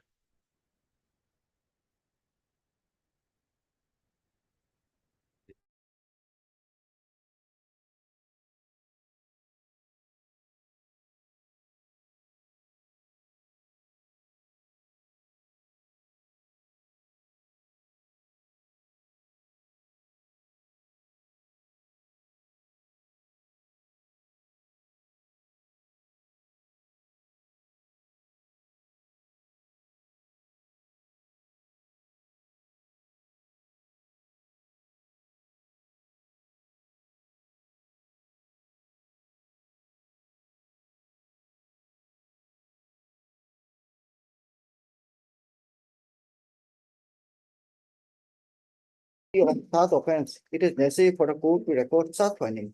Would there be any necessary available to the court to ascertain that once the accused is enlarged on bail, he would not commit any sort of offense whatsoever? Such findings are required to be recorded only for the purpose of arriving at an objective finding on the basis of the materials on record only for grant of bail and for no other purpose. Okay, then you can proceed according to your. Further, that is paragraph 18. 18. A priori, A priori. A priori. The exercise to be undertaken by the court at the stage of giving reason for grant or non-grant of bail is markedly different from discussing merit or demerit of the evidence. Paragraph Paragraph 18. 18. 18. Madam. Next page. The approach of the High Court. Yeah. A for the excess.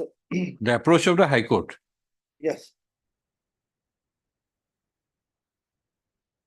The elaborate examination of this discussion of the evidence is not required to be done at this stage. We must be reading from the original Manupatra. Monopatra. Madam, paragraph 24 of the SCC. 24 of the SCC. 24. A priori, okay. Okay. Therefore, the access to be undertaken by the court at this stage of giving reason for grant or non-grant of bail is markedly different from discussing merits or demerits of the evidence. The elaborate examination or dissection of the evidence is not required to be done at this stage. The court is merely expected to record a finding on the basis of the broad probabilities regarding the involvement of the accused in the commission of the stated offense or otherwise. From the analysis of the impugned judgment, it appears to us that the High Court has ventured into an area of examining the merits and demerits of the evidence. For it noted that the evidence in the form of statement of witness under section 1 are not admissible.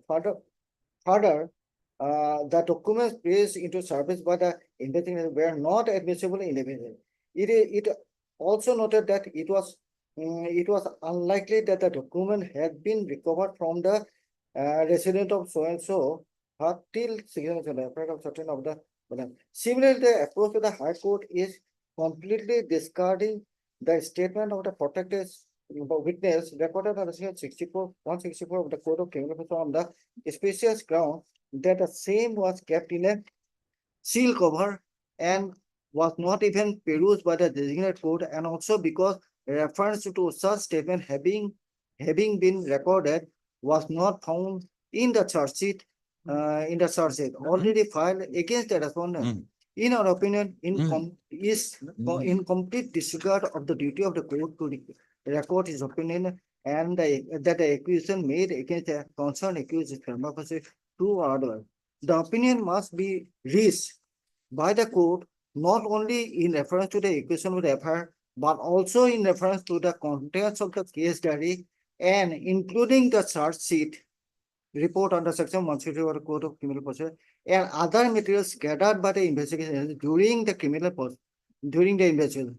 Be it noted that a special provision of section 43D5 43D of the 167 Act applies right from the stage of registration of the FIR for the offense under section under chapter 4 and 6 of the Act until the conclusion of the trial thereof.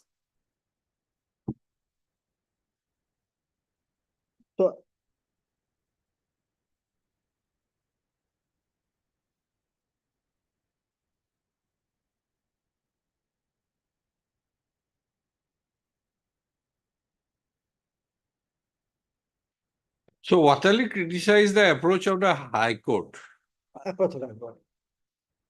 And what it says, in Nazir. Yeah. In Nazir, it has referred to Watali and criticized the approach of the High Court, not the Supreme Court view. And here you also will find page 43D. It applies right from FIR, registration of FIR, till the conclusion of trial.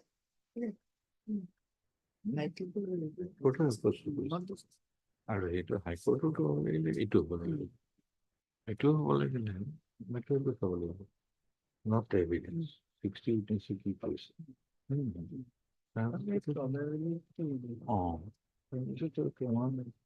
তোমার এই কি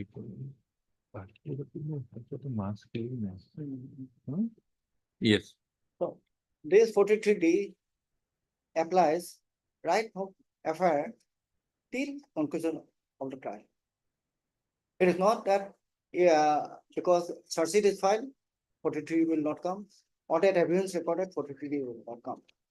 So section 43D of the Act, be it noted that special provision 43D of the Act applies right from the stage of registration of FIR for offences under chapter 4 and 6 of the Act until the conclusion of the trial thereof. To it, soon after the arrest of the accused on the basis of the FIR registered against him, but before filing of the charge sheet by the investigating agency, after filing of the first charge sheet and before filing of the supplementary or final charge sheet, consequent to further investigation under section 173(8) Code of Criminal until framing of charges or after framing of charges by the court and recording of evidence of the key witness, etc. However, once charges are framed, it would be safe to assume that a very strong suspicion was founded upon the materials before the court, which prompted the court to form a presumptive opinion as to the existence of the factual ingredients constituting offense alleged against the accused person to justify framing of charge. In that situation, the accused may have to undertake an arduous task to satisfy the court that despite the framing of charge, the material presented along with the charge sheet, on the 73 of the do not make out reasonable ground for believing that the accusation against him is prima facie true. Similar opinion is required to be formed by the court whilst considering the prayer for bail made after filing of the first report under Not 173 of the by court as in the present case. Not permissible. Yeah, yes, point also. এটা তো আমি general proposition একটু সরা একটু সরা এই highway 2000 টাকার contract currency 60 বছর কন্ট্রাক্ট কারেন্সি কিমান হ'ব আৰু এটা 16 আছে 16 আছে কিন্তু পিৰিয়ডিক তো বহুত ধৰণৰ বেলেগ সেইগুলো তো লিডিং টু ডেথ আৰু এইটো নজিবতো 16 আছে কিন্তু ঘটনাটো কি পপুলাৰ ফ্ৰণ্ট অফ ইণ্ডিয়া এটেক হৈছে আৰু বোম মাৰিছে বাইষ্টেণ্ডাৰ টেৰৰ হৈছে টেৰৰ হৈছে কিন্তু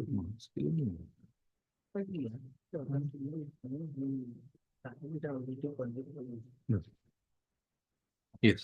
So what we get from this, my lord, that the first charge sheet was filed, the supplementary charge sheet was filed against it.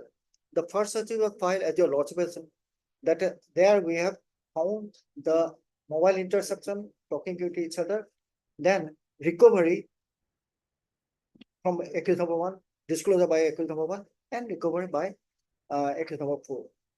And one of the accused, that is accused number 3, he has considered his guilt and they have gone. That is regarding his harboring No, and harboring the other accused harboring the accused. and plus Yeah. being a member of the He member. Yes, okay. So that is But he is not involved in the No, actual incident. exactly. So this is what So what he was, this part okay. what he was Was there any talking with. was there any eyewitnesses to the incident in the amongst the listed witnesses? No, in the now we come to the supplementary charge sheet. In the supplementary charge sheet, first supplementary charge sheet against accused number this accused number 5 and 6, we have got eyewitnesses. That was, and the next month supplementary charge sheet, my lord, we have for accused number 7 to 9, we have got eyewitnesses. Eyewitnesses. Now, Yes. these are the materials. Now, after what about I'll be taking our lordship through the eyewitnesses. After this material and the paragraph 24 of the Watley case, that one search is charges to him, that the accused will have a heavier burden to satisfy the court that, yes, even upon this material, Hmm. prima facie, no case is made out. To form an opinion, that prima facie is not true. Because of lack of discussion by the learned special court, we are deprived of from the benefit of that view. Yeah. So, no, you all say, with regard to, we'll just complete this before going to the decided cases, madam, we'll just try to complete the materials, madam.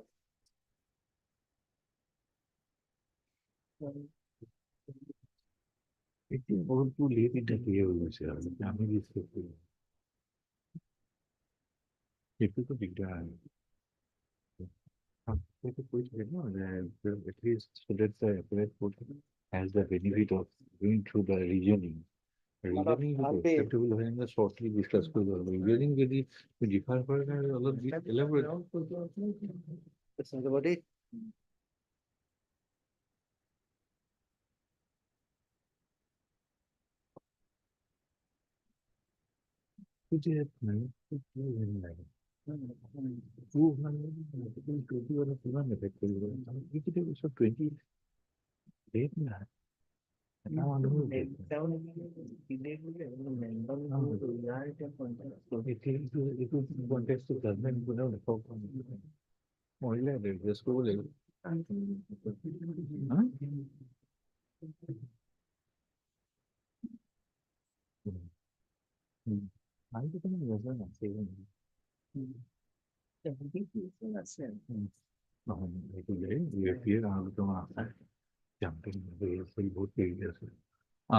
madam, I'll be referring to PW 6, PW 8, Six. PW 12, PW 6. 6, 8, 12.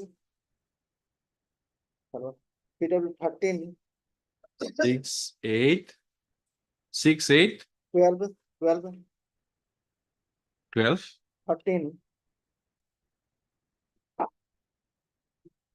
65, 67, 68, 69, 70, 71 and 72.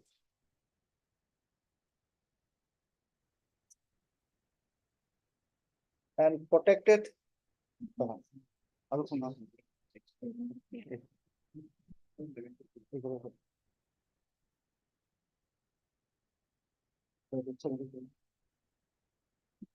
What is the nature of their likely evidence?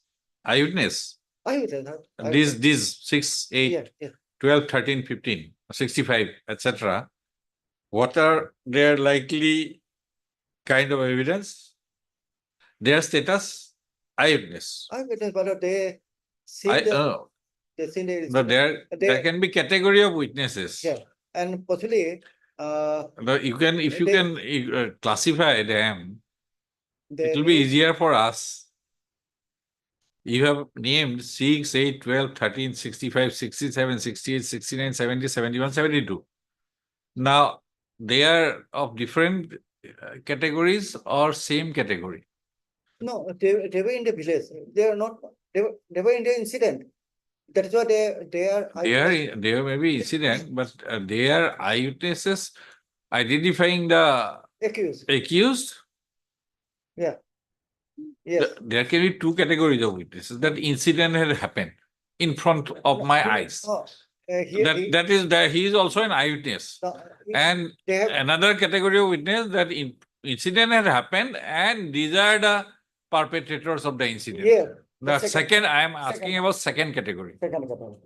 Whether they all of them fall in that category. Otherwise, I will have to go through the trouble of reading evidence. No. Statements. That's why I have sorted out. You have sorted it out. So I have out of 100. Right, I have asked you that there may be witnesses who had seen the incident, Yeah. and there could be witnesses who had seen the incident and identified the perpetrators.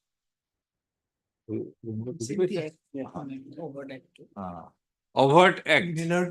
There is not a single evidence still, That is what Now, I have said. no identification. And moreover, most of them have been declared person, including protected.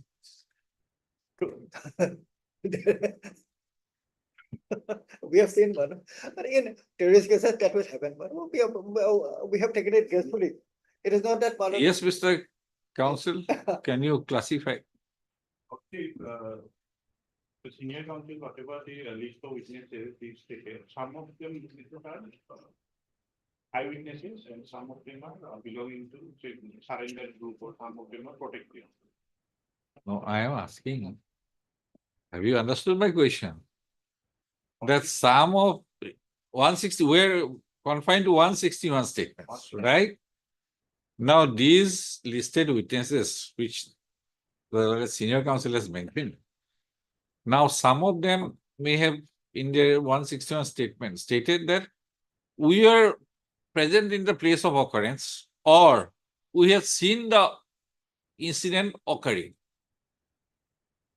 And out of them, few of them might be that we were present, we have seen the occurrence, and we had identified the culprits. I am asking about second category. Have you understood my question? All of them are in the second category or the first category? If right now I categorically cannot say, We find out and read. for that, lordship either ask for a compilation. In some kind of compilation, we can mention that these are the eyewitnesses who have identified the accused person. According to 161 statement. Yes, and these are the eyewitnesses who were present in the incident. Yes, that is what I said. Lordship will ask for categorically differentiate these eyewitnesses who have identified the accused and the other accused who are present at the time. It is very easier to say I was present. And it is also easier to say I do not know Lordship says, who had done this. the Second witnesses category. identifying the accused person at the time of which.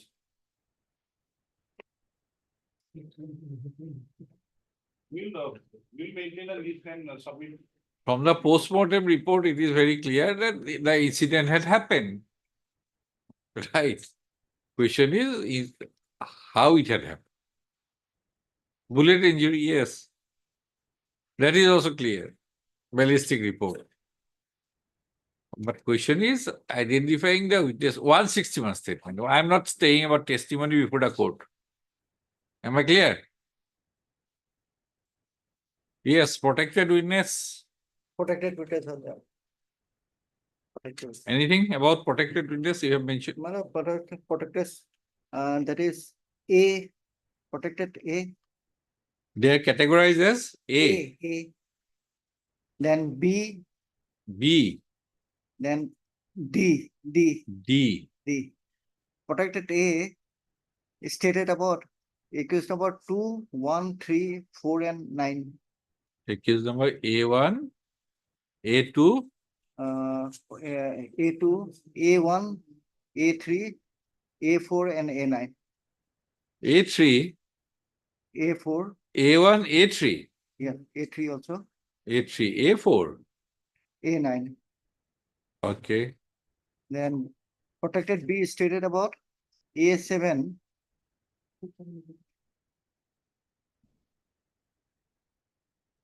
A 5, 6, 7, 8, 9. Yeah, A 5, 6, 7, 8, 9. Protected B. Yes. Then protected D stated about 5, 6, 7, 8.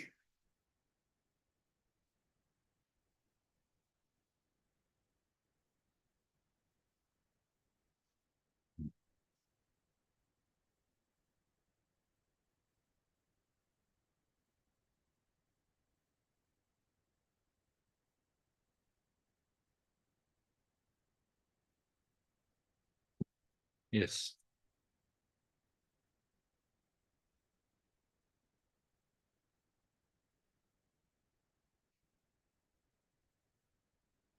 হেৰি নহয় ন, ৱাটালিটো তোমাৰ হেৰি নহয় ন, murder নহয় ন?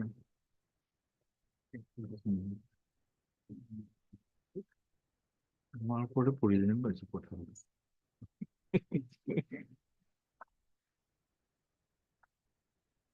অলপো টেৰৰ ফাণ্ডিং ঠিক আছে, কিন্তু টেৰৰ ফাণ্ডিঙৰ লগত হেৰি হৈ গৈছে না, খুলিও নাই চাগে আমাৰ conspiracy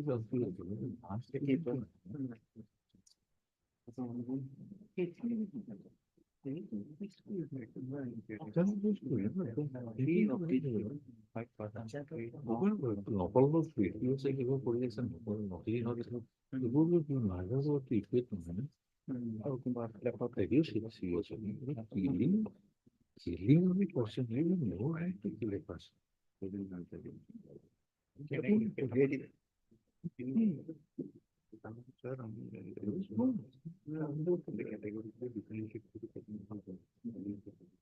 Yes, anything else? Manoj, there is another, I had left out, Manoj, PW 108, 108, 108. 108. Yes, what kind of witness is? He says about Godan Nursery, Kimanagre, number. Protected witness? No. He is a Regular. 161, Mhm. 161. He is 161, he was present at the time of incident and he identified one of the accused. You please make a note. It is We will make. 10, 108. 108. 108. Hey, it goes into T now, what the speed of it, man, it is one.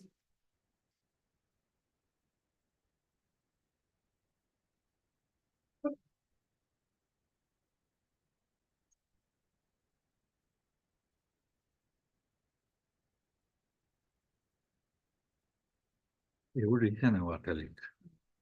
Huh?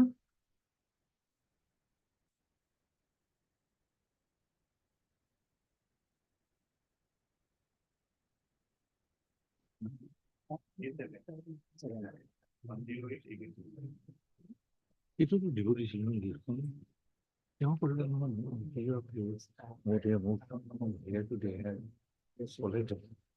হয় এইবোৰ পোৱা মানুহ কোনে গছগজীয়া মানুহে নাহে, সুধিবলৈ নাযায় আমাৰ মানুহে। What is A7? Yes, I did. Godan Nursery, PW 108 in. So you make a note. Just one or two line against every witness which you have cited.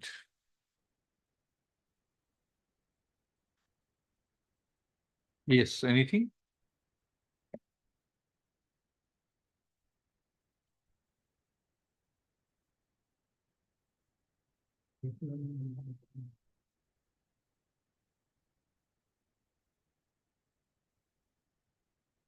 Now, Mr. Das, we both have gone through all the decisions cited with the bar. In one case, it is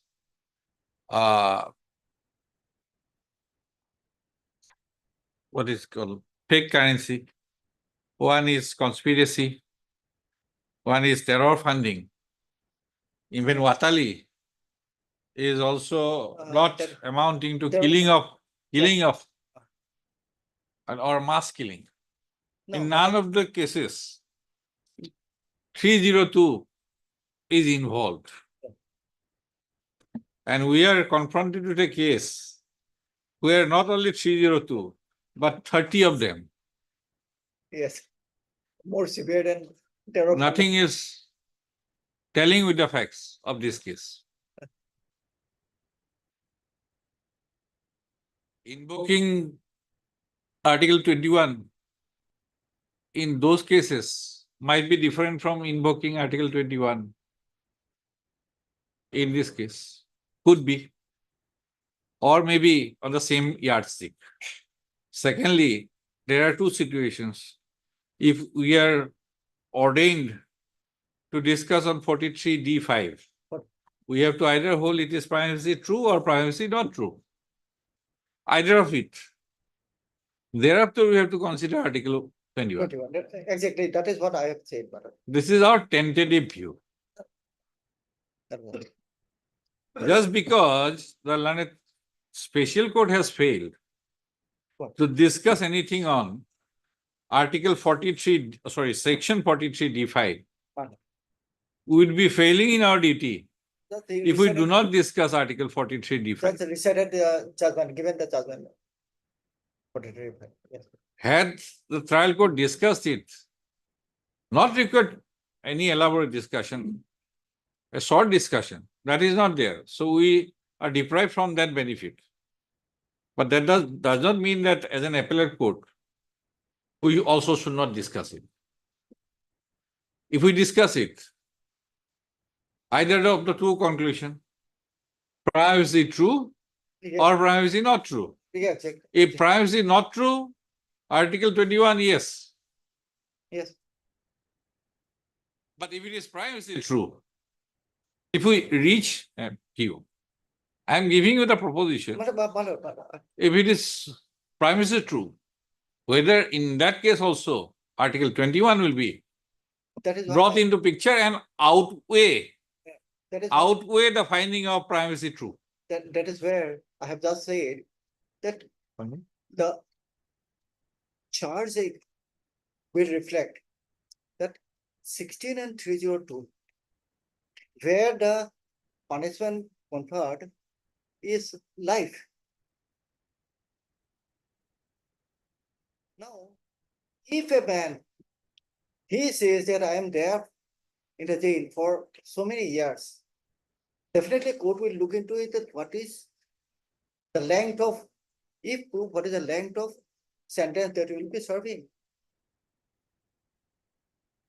If it is life, then of course that's my submission, and of course it is immaterial that you are there for 7 years, 8 years. Is there any authority on it? Madam, that is what will look. That is the, it's, yeah, lots of will come with that, madam. So that is where your lawsuit will be looking into it. Possibly I have got a judgment that here, where it says that the mind of the judge definitely will be appealing where the sentence, where the offense committed is grievous. That is, it entails a sentence of the life, if proved, if proved, Right. if proved. But Because here, that Yeah. is, because we have seen out of all these materials that yes, there's a mass killing of this 300. yes, No. that is, Yeah. that is prima facie true. No, On the other hand, we are also staring at a situation that all these accused are in incarceration no, for about 10 of years. course, but, and Everything but had gone astray. both are to be balanced, madam. Both are to This be aspect, suppose Yes. last 10 years, Yeah, how they are But- facing the trial, bearing the expenses of the trial. These are also factors. there's a fact. Suppose don't- Mr. A is behind the bar. He is the sole bread earner, suppose, of the family. It will be very difficult for the family to continue with the trial. Yes, state defense is available. That does not mean. I do not know in the order, madam. Hmm.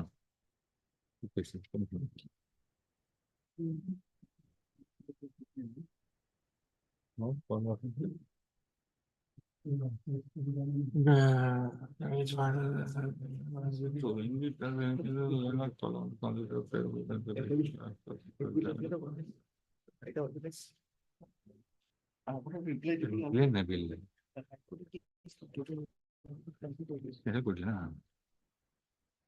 একটু close একটু ধরি পেলাই আকৌ তাৰপিছত দিব পাৰিম নেকি?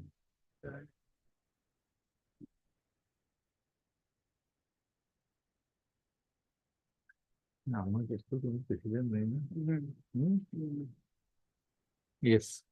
Madam, in the impute order that has been before your lordship, I find a sentence that a trial commenced in 2020 or something like that, Malon. It started in 2020. And that was a period in 2014, 15, 16, 19, I think that was a period, that is COVID period, Malon.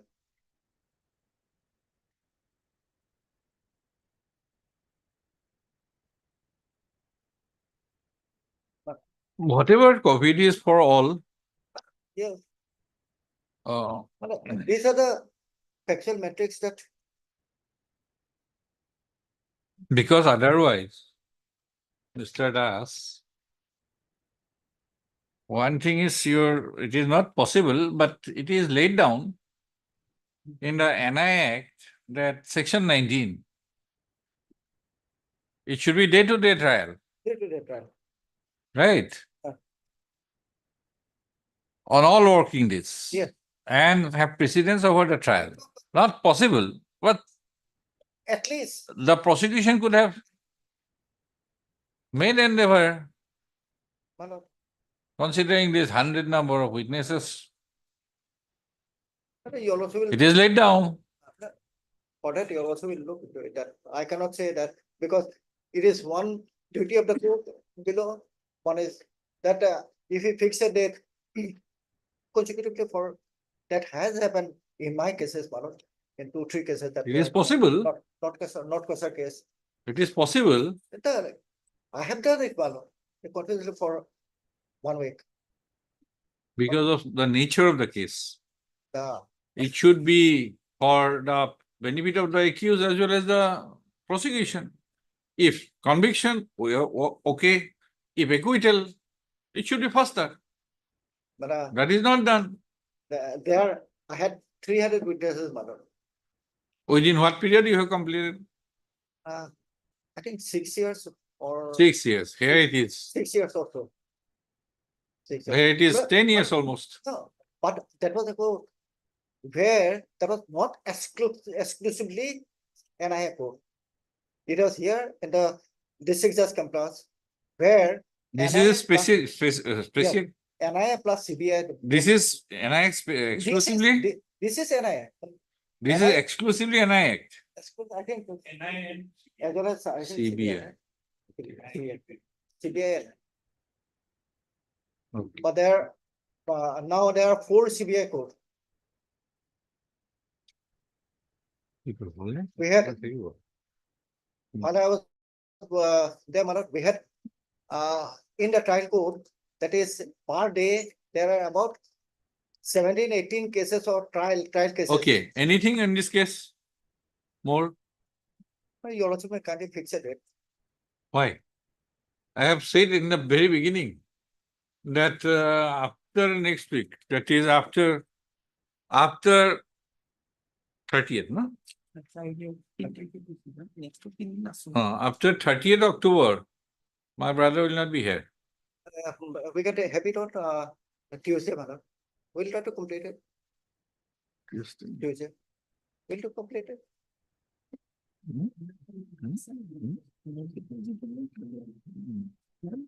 Oh, but how much time will it take?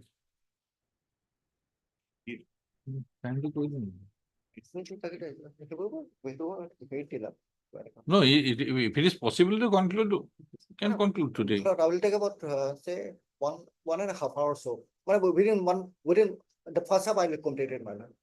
Then the reply comes.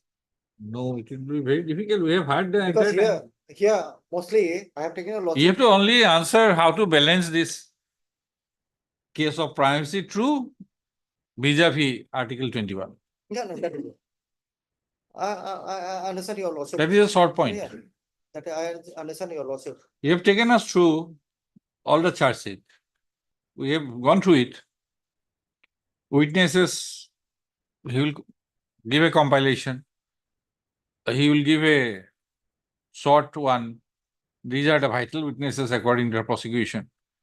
So question is about balancing the 21. 21 with two options, either primacy true or primacy not true.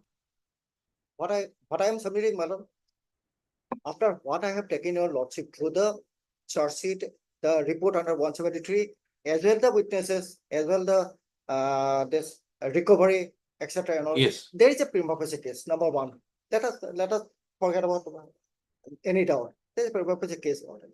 Now the question is that as your lordship is troubling with the 10 years, that is the one thing, Article 21. That is the only factor that is in there. One is prima facie. Now, if there is a What is involved here is not involved in any of these cases. my lord, We have found primacy tentatively. What is involved in this case is was not involved in any of these cited authorities. only the principal are cited. Principle is cited. But principle has to be a case or a decision is a decision on its facts. It cannot be divorced out of the involved facts. We have found in the involved facts are hatching conspiracy, terror finding, involvement in the circulation of fake currency, and Article 21 has been invoked. Only one case that there is some kind of incident where no killing took place. So these authorities and the application of the ratio principle of Article 21, personal liberty. Madam, I understand. So we have not come across anything. So that is the only thing which we have to do Correct. in the absence of any other authority. That is what I say. What I would submit, my lord, once prima facie cases, that is 43D is substantiated, my lord, I would say your lordship hands are tied. Madam. Hands are tied. Come your Article 21, because here again I say that your lordship will have to balance that what is the, if proved, what is, if yes proved, what will be the sentence that may come? That will be life. Life. So ignore that he is there in custody for 9 years.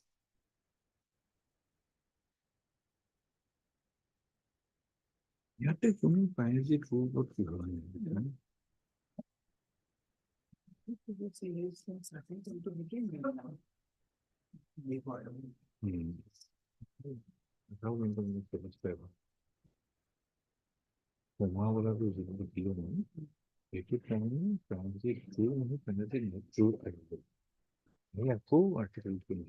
invoke করেছে আমরা কিন্তু discuss করেছি তো হাইকোর্টে contribute করে দেখছি কিন্তু issue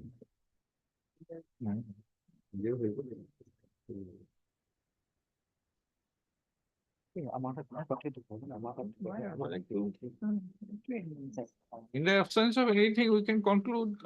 Yes, yes, possibly, I do not know, I just remember, Amara Tripathi, that's a case, state of UP versus CBA, that is 2005, 8 SCC. I'll just go through it. That is a murder case, madam, where the lady was murdered, madam.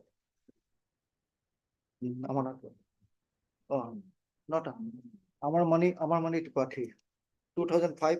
Amar Money Tripathi, 2005, 8 SCC, 21. I think 21. 2005. No, 21 page. আমারও আছে পাহৰিলো আছে নেকি check কৰি চাওক অমৰ মণি ত্ৰিপাঠী মাগে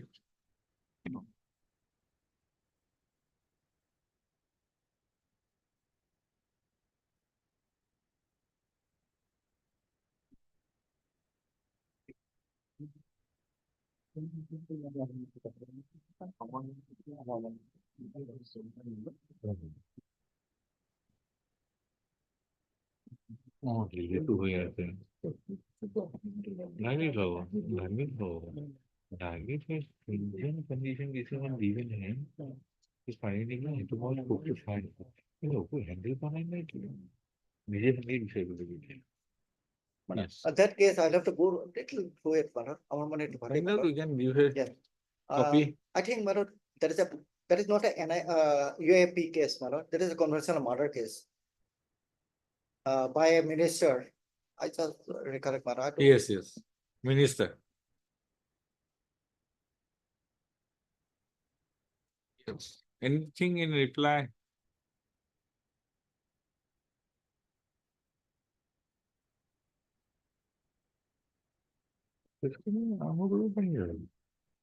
because you find out to research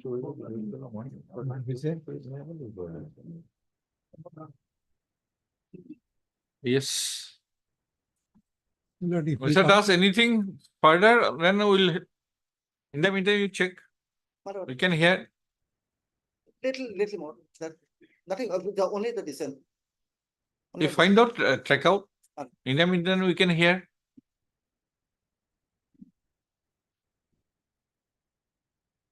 Lord, all the cases, court again and again, was on delay in trial.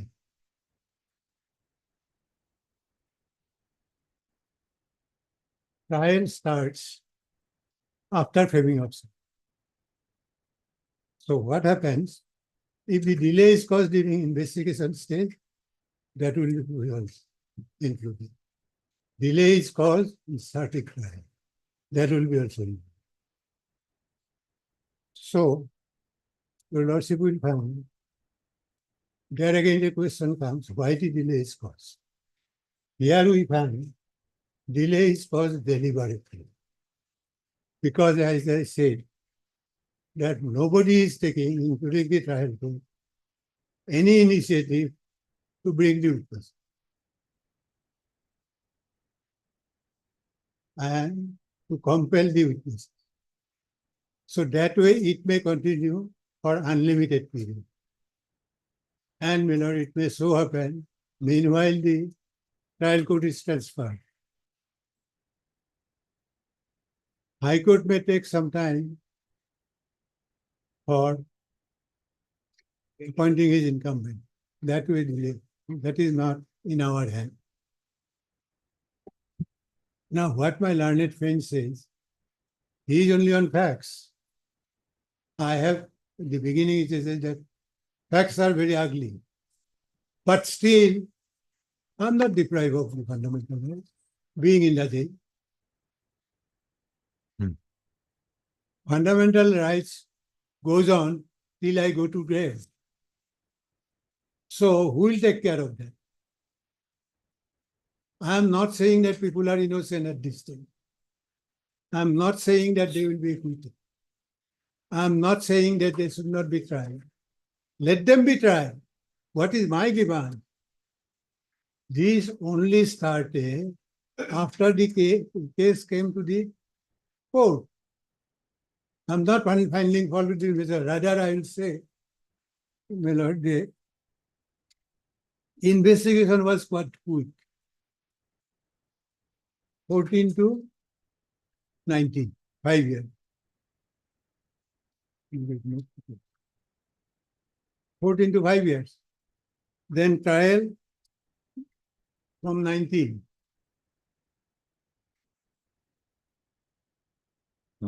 Is it not the responsibility of the public prosecutor to explain that?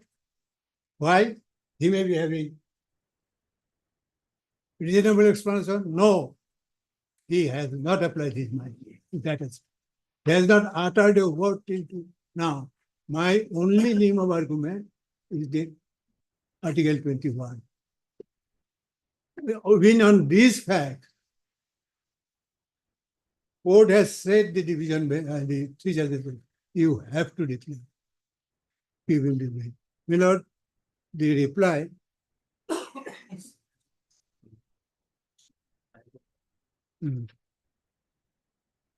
Husainara, it started first, my lord, 21. I just read out. Page 89.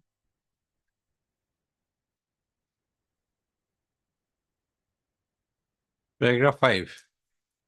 Page 89, 10 lines from top. The line starts with no procedure, which does not ensure. Yes, we have marked. Rating is marked. Already all marked. Yes. So, you know, this argument is available only when there is a delay. Otherwise, this argument not involved. Your lordship will presume holding a trial,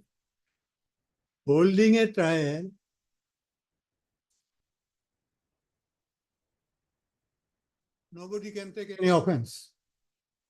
My clients are also not taking any. My client is like, let us be convicted, doesn't matter. But give it as early as. Suppose out of these accused, the very second day of his arrest or detention, his baby is born. Is it not the duty of the all persons together that that boy must not suffer? If that boy comes to know that his father is a convict, he will not have any grievance. After conviction, this argument is not available because no steps were taken at that point of time to make available the Article 21. During the trial, no exception was taken. So, my lord, regarding Najib, what my learned friend has argued, Najib's case, paragraph 18, 19, 20, 21 is the complete answer. I will go to the extent, my lord, to say that if you fail to, that type of cases have not come. If you fail to hold the trial in early, you have no authority to hold trial because it is a fundamental right. Fundamental rights overreach everything, and the fundamental right starts the moment he or she comes out the tummy of the mother. So this is a very sacrosanct thing. Our whole civilization, whole culture, everything depends on this fundamental right. So I thought my learned friend will shorten his argument by saying on delay only. In reply to this. That's similar, their objection. We have clarified number of times.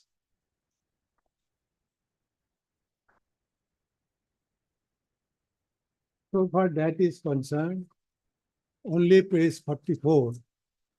That too, he has no amendment. He has only a quotation in objection. What are your lordship? Page Yes. 44. Yes. Merely delay in trial pertaining to the grave offences as one involved in the instant case cannot be used as a ground to grant bail. This is quoted from Govinda Singh, which he had.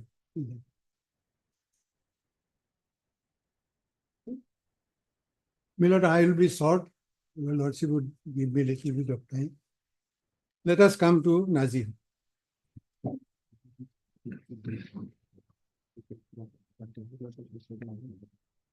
Then my learned friend has argued,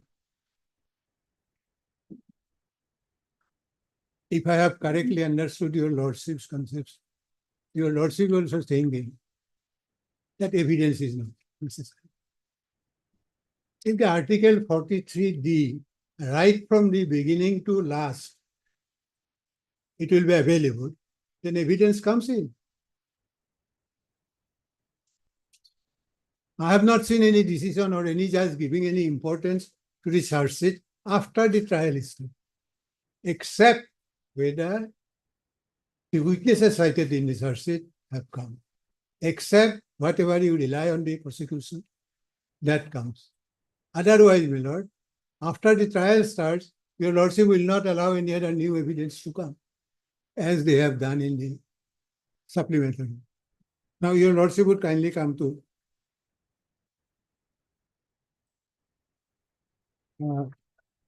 paragraph 18, Nazir.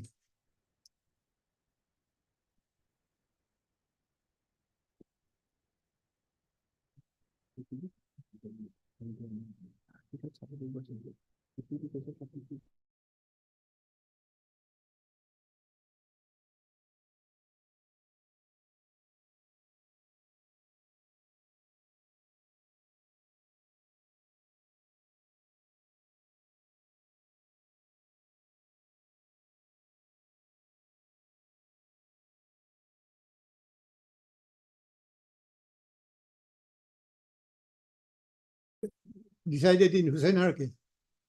Trial must be fair. Trial must be speedy. So is it fair? And you are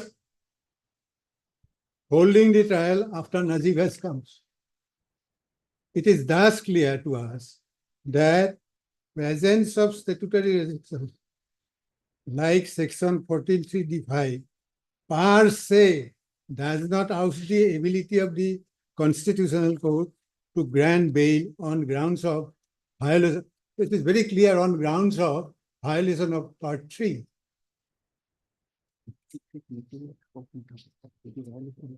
The Constitution. Indeed, both the restriction under a statute as well as the power exercisable under constitutional jurisdiction can be well harmonized.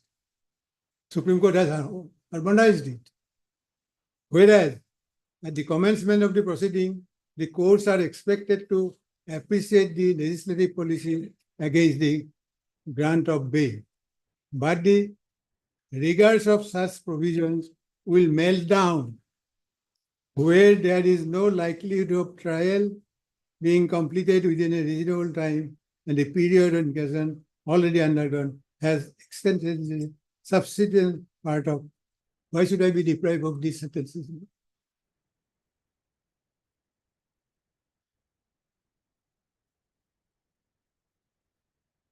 My learned friend has argued 43D will override it. Very concept of the fundamental rights goes. Today, Miller, this country is honored all over the world because of this sector. England, America, and India. These are the three things. Let us see in which of the constitution such an they have, I don't say no. But in this way, that even a trial where he is convicted of 30, 40 murder, still Article 20 will not compromise. And if it is compromised, the death knell will come to the judiciary. That, only on that we are subsisting. Then such an approach would safeguard against the possibility of provisions like section 43(d)(5) of UPA being used as the sole metric for denial of bail or for wholesale breach of constitutional right to speedy trial. Your Lordship has to get rid of this. Then, Lord, your Lordship will come to paragraph 19. Adverting to the case at hand, we are conscious of the fact that the charges level is grave and serious threat to social harmony. Hell, had it been a case at the threshold, would have outrightly turned down the respondent's prayer. However, keeping in mind the length of the period spent by him in custody and the likelihood of the trial being completed anytime soon, the High Court appears to have been left with no other option except to grant bail. An attempt has been made to strike a balance between the appellant's right to lead evidence of its choice and establish the charges beyond any doubt, and simultaneously respondent's rights generated under guaranteed under Part 3 of the Constitution have been well protected. This is the balance. Then, my Lord, paragraph 20. Yet another reason which persuades us to enlarge the respondent on bail is that 43D5 of the UPA is comparatively less stringent than 37 of the why the court has said this. And leave the asset of bail is given. And here, my lord, anticipated bail is ruled. Your lordship has to consider from various aspects. It was considered by the apex court, which was left in. My learned friend's argument is thoroughly against this. I have never said that these allegations are not very severe. I'm a human being.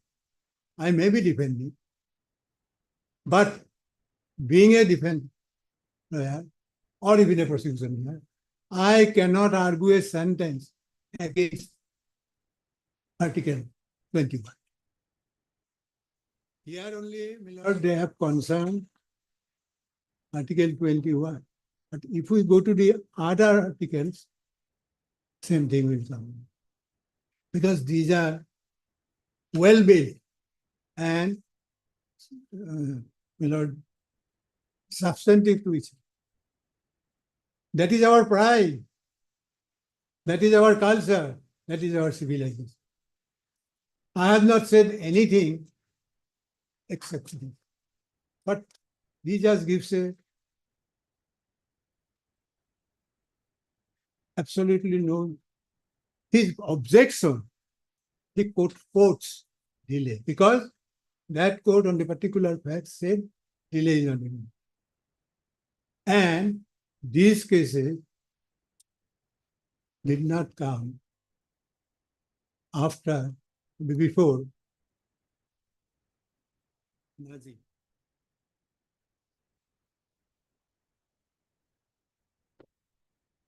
Unlike the NDPS, where the competent court needs to be satisfied that prima facie the accused is not guilty and that he is unlikely to commit another offense while on bail. There is no such precondition under UPA. Instead, this is important. Instead, Section 43D5 UPA merely provides another possible ground for competent court to refuse bail. In addition to the well-settled consideration like gravity of the offense, possibility of tampering with evidence, influencing the witnesses or chance they accused. In this case, all the three are absent.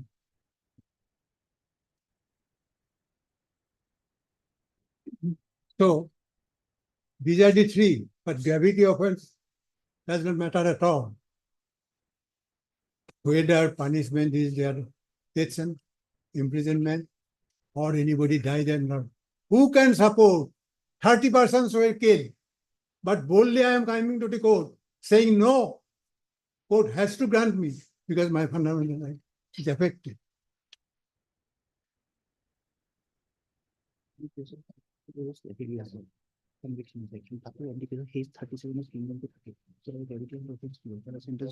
Not a single decision is there, Miller, regarding the gravity of the. And this is a 3 judges bench.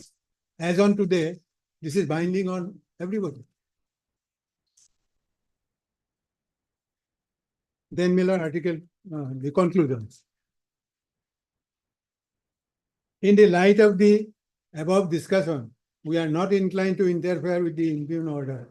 However, we feel that besides the condition to be imposed by the trial court, while releasing the respondent, it would serve the best interest of justice and society at large to impose some additional condition that the respondent shall make his presence every week on Monday at 10 a.m. at the local police station and inform in writing that he is not involved in any other new crime. The respondent shall also refrain from participating in any activity which might engage communal sentiments. In case the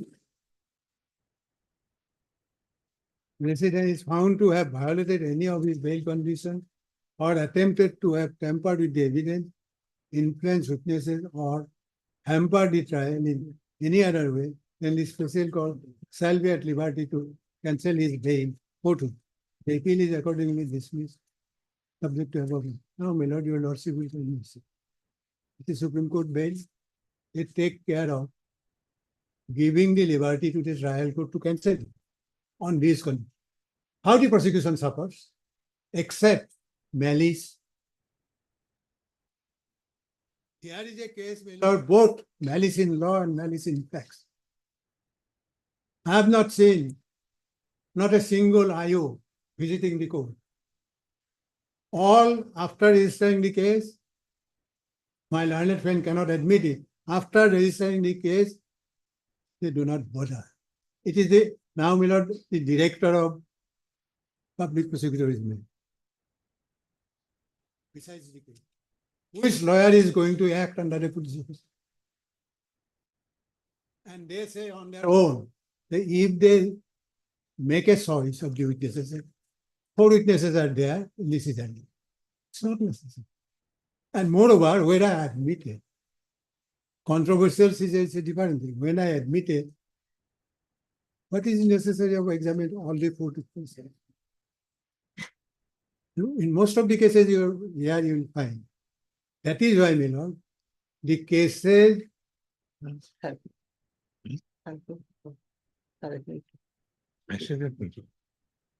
কি করে সেটা বলছিস হয়নি হ্যাঁ হয়নি I thought that it will be 4:45. I was not my brother is okay. few Yes. sentences will do. Not going to lengthen the proceeding. My lord, I boldly say, if this argument will not weigh with your lordship, please don't give it. But your lordship will have to justify why Article 21 is not available to me in these facts. Plus, We are always under the burden for justifying. that's true, my lord. But your lordship has to see both sides. That is why the argument is necessary. There is a famous proverb, both parties know the truth. It is the judge who is on the trial. Yes. So, my lord, if your lordship, I always keep that in mind. I don't think for a bail matter, I argued so forcibly. Because as a lawyer, as a citizen, I'll give the first priority to enforcement of the fundamental right. That's all. Just giving a citation, my lord, and that is 2005 8 SCC 21. 2005. Paragraph 24 and 25. Paragraph 24 and 25. Paragraph 24 and 25 that you have also mentioned. Paragraph 24 and 25. 24 and 25.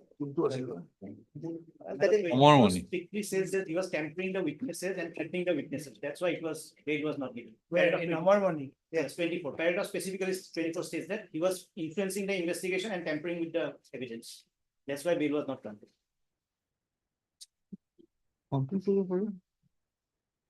Okay, we can conclude. But you are under obligation to give the list. Lord, both parties should supply the copies at least 2 days ahead. Both? But then all right. We are concluding otherwise. Oh, it's all right then. But Only the list. we must get the copy, both sides. Or you exchange the copy and submit it to the court master. Third, Mr. A.K. Bhattacharya, Learned Senior Counsel, assisted by R.D. and D.K. Bhattacharya, Learned Counsel for the appellants, and Mr. D.K. Das, Learned Senior Counsel and NI, Senior Learned Standing Counsel, special counsel. Special Counsel, NI, assisted by Mr. What was? D. Bhattacharya, Learned Counsel for the respondent NI. Anybody? Your name? And MS? G. Acharji. G. Acharji. Okay. For the respondent and I, post of arguments are heard and concluded. Judgment is reserved. Mr. Hardy is omnipresent in all courts, including his application message. RD is omnipresent in the High Court and all courts. All Also courts. also in other court. What to do with single bench? Right, with the time. It will not be proper to sit in single bench after 4:30. I was thinking that it was 4:45 45. because it will be not proper.